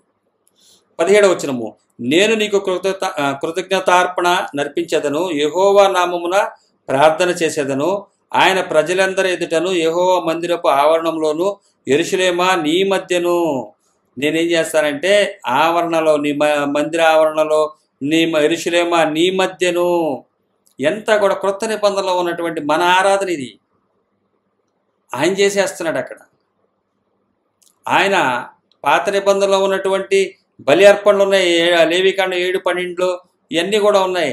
అలాగే ఈ కృతజ్ఞార్పణలు అర్పించేదను, కృతజ్ఞతలు తెలియపరుస్తున్నాను. ఎక్కడ? మందిరములో, ఆత్మీయ మందిరములో యెహోవా నామమున ప్రార్థన చేసేదను, ఆయన ప్రజలందరి ఎదుటను యెహోవా మందిరపు ఆవరణంలోనూ యెరూషలేమా నీ మధ్యను. నేను యెహోవాకు మొక్కుబడులు చెల్లించేదను, యెహోవాను స్తుతించుడి. నా మొక్కుబడులన్నీ చెల్లించేదను, నా స్తుతులన్నీ చెల్లించేదను. ఇది కీర్తనాకారుడు, నిజమైన సేవకుడు, మరుగై ఉన్న సేవకుని యొక్క ఈ యొక్క పరిచర్య. మరుగై ఉన్న సేవకుడు బలపరచబడ్డాడు కృపాసత్యములను బట్టి. అది ఇక్కడ మనకు రాయబడుతుంది. ఎంత గొప్ప దేవుడు. మరుగై ఉన్నటువంటి సేవకుడిని చూస్తే మనకి ఎంత ధైర్యం రావాలి చూడండి. మరుగైన సేవే అని కోరుకుంటున్నాడు. పబ్లిక్ సేవ కాదు. పబ్లిక్గా చేసేది అదంతా కూడా లోక విగ్రహారాధన అవుతుంది, సంపాదనతోటి. అందుకనే అన్యజనులోకి సువార్త వెళ్ళట్లేదు. సత్యాన్ని నమ్ముకుని 10 మంది ఉంటే చాలు కదా. సరైన డాక్టర్ 10 మందిని తయారు చేయండి, 1,00,000 మంది ఎందుకు? అవసరత ఉంటే 10 మంది, ఒక 10 మందిలో 20 మందిలో కాపాడతారు. 1,00,000 మందిని పెడదాము, 2,00,000 మంది ఉన్నారు, తప్పదు అని చెప్పేసి ఏ ట్రీట్మెంట్ చేయలేనోడు 2,00,000 మందిని చంపేస్తారు కదా. ఎక్కడ మీరు మిస్ అవుతున్నారు? ఆత్మల రక్షణ, ఆత్మల రక్షణ, ఆత్మల రక్షణ, ఆత్మల రక్షణ, అది శిక్షణ. ఇప్పుడు డాక్టర్లు కావాలి, డాక్టర్లు కావాలి, డాక్టర్లు కావాలి అంటున్నారు. సరే, మెడికల్ కాలేజెస్ ఏర్పాటు చేశారు. సరే, డాక్టర్లకి ట్రీట్మెంట్ చేయడానికి సంబంధించినటువంటిది టూల్స్ అన్ని ఇస్తున్నారు. బయటికి వెళ్ళి ఎవరిని బతికించమాకంటారు, అందరూ చంపేయంటారు అంటే ఎట్లా ఉంటుంది? అంటే మీరు ఎక్కువ మందిని చంపండి అని ఏర్పాటు చేసుకుంటే ఎంత పొరపాటు అది. మీరు ఏం చేస్తున్నారంటే నరకపాత్రులు చేస్తున్నారంట. వీళ్ళకు ఉన్నటువంటి ఆలోచన ప్రకారం నరకపాత్రులు చేస్తున్నారంట. పరలోకానికి వీళ్ళు వెళ్ళరంట, శాస్త్రుల పరిచయలు ఎల్లో వాళ్ళు కూడా వెళ్ళనివ్వరంట. ఎందుకు అలాంటి అవసరం? ఒక 2,00,000 మందిని కాపాడటం కోసం 50,000 మందిని డాక్టర్లు తయారు చేశారండి. 50,000 మంది 1,00,000 మందిని కాపాడితే పర్వాలేదు, కానీ ఆ 50,000 మంది 1,00,000 మందిని చంపేస్తున్నారే. ఆ 2,00,000 మంది కోసం 10 మంది డాక్టర్లు కనీసం ఒక 20,000 మందిని కాపాడతారు కదా. సరైన డాక్టర్లే కావాలి కదా, మిగతా వాళ్ళు అసలు లేకుండా పోతాం కన్నా. అందుకని దేవుడి వాక్యాన్ని సరిగ్గా గ్రహించి సరిగ్గా ఆచరించినట్లయితే, మనకన్నా ఇది కనుక నిర్లక్ష్యం చేస్తే దీని దగ్గరికి వచ్చి, ఈ గ్రంథం దగ్గరికి వచ్చి ఏం పర్లేదులే బ్రదర్, దేవుడు మంచోడు, అన్ని చివరికి క్లైమాక్స్ అయిపోయేసరికి మొత్తం కలిపేస్తాడు. మోటివేషనల్ స్పీకర్ లాగా మారద్దు, మోటివేషన్ చేసేయద్దు. బైబిల్ టీచర్ బైబిల్ చెప్పాలి, బైబిల్ ఉపదేశాన్ని ఆజ్ఞలను తెలియపరచాలి. యేసుక్రీస్తు వారు వచ్చి మోటివేషన్ చేయలేదు ఎవరిని. చూశారు కదా, పాత నిబంధన గ్రంథంలో సముద్రం పాయలైపోయింది, వెంటనే దేవుడు వచ్చేసాడు, నేను చేశాను, తర్వాత నీళ్ళు ఇచ్చాను, ఇవన్నీ చెప్పలా. అవన్నీ అలా జరిగినాయి కదా, ఇప్పుడు కూడా మీరు ఏం అవసరం లేదు అని అనలా. ఆయన రాజ్యం ఏంటి, సువార్త ఏంటి, ఆయన మేనిఫెస్టో ఏంటి, ఎలా ఉంటుంది, ఎవరు వస్తారు ఏంటి అన్నడిలో మధ్యలో అనారోగ్య సమస్యలు వస్తే సరే స్వస్థ ఇచ్చాడు. సరే స్వస్థతలు తీసుకోండి అన్నాడు. అయితే మొదటగా మీరు ఎతకాల్సింది ఆయన రాజ్యాన్ని, నీతిని అన్నాడు. ఆయన ఆ రాజ్యాన్ని, నీతిని ఎతకమంటే ఏం వెతుకుతున్నారు? కాబట్టి నిజమైన సేవకుడు ఎలా ఉంటాడో ఇక్కడ ఒక సేవకుడు కనబడుతున్నాడు. ఆ సేవకుడు రాబోయే సేవకుడిని చూసి కూడా బలం తెచ్చుకుంటున్నాడు. హల్లెలూయా.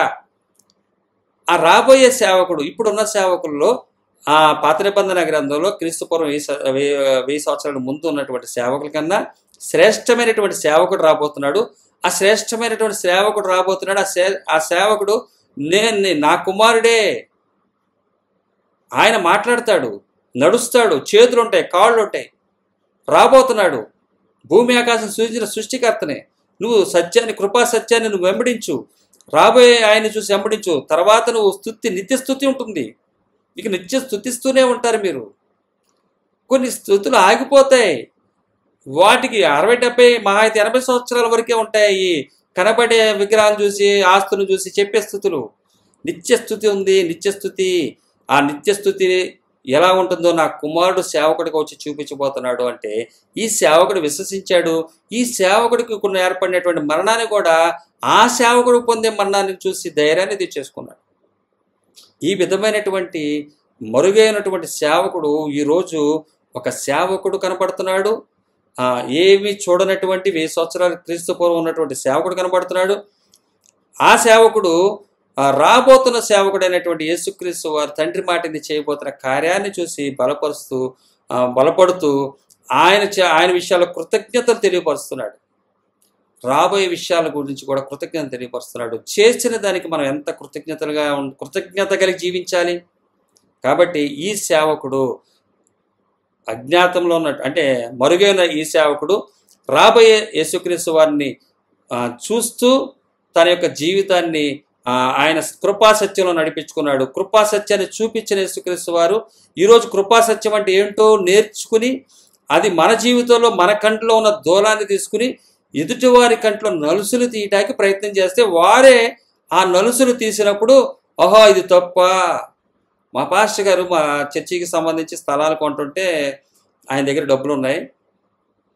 ఆ డబ్బులు ఉన్నప్పుడు నేనేమన్నానంటే, పాస్టర్ గారు ఈ డబ్బులు తీసుకుని మనం ఇంకా స్థలం కొనలేదు కాబట్టి వేరే ఫ్లాట్లు కొందాం, కొంటే ఏమవుద్దంటే తర్వాత పెరుగుతాయి, మళ్ళీ అమ్మేసి ఆ డబ్బులు తీసుకొచ్చి ఇక్కడ పెడదామంటే తప్పు సురేష్ అన్నారు. ఆ చర్చి డబ్బులు ఇచ్చింది అక్కడే ఉండాలి, అట్లా పెట్టాలి, కానీ మనం చేయకూడదు సురేష్. ప్రేమపూర్వకంగా ఎంత చక్కగా చెప్పారో, చక్కగా నాలో ఆ నలుసుని టక్క తీశారు. నేను ఇంకా అప్పటి నుంచి నాలో ఇంకే దూలాలు ఉన్నాయో చూసుకుంటా ఉన్నా. ఒక పరిశుద్ధులు తమ జీవితంలో చూపించినటువంటి మాదిరి నా జీవితంలో ఈ రోజుకి అది ఉండిపోయింది. ఆ సేవకులు గీసినటువంటి నా మెత్తని హృదయంలో సండే స్కూల్లో విత్తిన విత్తనాలేవి. తర్వాత సహవాసంలో పెద్దయినప్పుడు సపోర్ట్గా ఉన్నప్పుడు కూడా నేను మంచి ఉద్దేశంతో, నాకు ఏదో కమిషన్ వస్తుందని కాదు, సంఘానికి ఉపయోగపడుతుందనే ఉద్దేశంతో పాస్టర్ గారు ఇట్లాగ మనం డబ్బులు తీసుకెళ్ళి ఒక చోట పెట్టి ఆ స్థలాన్ని మళ్ళీ తీసి అది వచ్చిన లాభంతో, అంటే ₹1,00,000 పెట్టుకున్నాము, ఒక 50 అంత వచ్చింది అనుకోండి, 1,50,000 వస్తుంది కదా, అప్పట్లో తక్కువ ఉండేవి, ఇట్లా చేయొచ్చు కదా, మంచిది కదా పాస్టర్ గారు, మనం అట్లా మంచిగా చేయొచ్చు అంటే తప్పు అన్నారు ఆయన. అదే ఇచ్చారు, ఉంటుంది లక్ష అట్లాగే ఉంటుంది, మనం కొందాం. అప్పుడంతా దేవుడు కనికరం చొప్పున తక్కువ రేటుకి వచ్చినాయి. ఈరోజు ఎక్కువైనాయి కానీ ఆ రోజు తక్కువ వచ్చినాయి, మంచి స్థలం వచ్చింది. మేము కొని ఎక్కడెక్కడో దాన్ని డెవలప్ చేయలేదు దాన్ని. అది తప్పు అన్న సంగతి నాకు తెలీదు. ఎప్పుడైతే నా కంట్లో నలుసుందని తీశారో వెంటనే నేను గ్రహించా. అక్కడ నుంచి నా కంట్లో ఏదేది పెరుగుతుందో, ఏ దూలం పెరుగుతుందో తీసుకోవటం ఇంకా ఇంకా క్షుణ్ణంగా పరీక్షించుకుంటూ జాగ్రత్త చేసుకుంటూ, ఎక్కడ మిస్టేకులు జరగకుండా ఉండాలి, జాగ్రత్త చూసుకోవాలి అని జాగ్రత్తగా నాకు ఇంకా పెరిగింది అక్కడి నుంచి. అప్పటిదాకా నాకు తెలియదు అది తప్పని, అది చేయొచ్చు కదా అనుకున్నా. కానీ అది ఒక సేవకుడు మన కంటిలో తీసే ఆ నలుసు తీయగలుగుతున్నారంటే వాళ్ళలో ఉన్న దూలాన్ని తీసుకున్నారు. వారు ఎంతో శ్రమించారు, వారెంతో విధేయత చూపించారు. తండ్రికి విధేయ చూపించాడు ఇక్కడ యేసుక్రీస్తు వారు. ఆ యేసుక్రీస్తు వారు సేవకుడు మాట వినే ఈ సేవకుడు 1000 సంవత్సరాల ముందున్నటువంటి యేసుక్రీస్తు వారు ఈ భూమి మీద రాకముందున్నటువంటి సేవకుడు బలం పొందితే, యేసుక్రీస్తు వారు ప్రత్యక్షమైన తర్వాత ఉన్నప్పుడు మనం ఎంత బలం పొందుకోవాలి? సారి జనరల్గా ఆలోచించండి. కాబట్టి మనెవరం కూడా గొప్పవారం కాదు, వాక్యం అర్థం కాక. ఆ రోజు నాకు అర్థం కాక మా పాస్టర్ గారితో అట్లా అన్నా తప్ప, నాకు తెలిసిన తర్వాత వెంటనే నాలో నలుసు తీశారు. తీసిన వెంటనే నాలో దూలాన్ని పెరుకోకుండా చూసుకున్నా.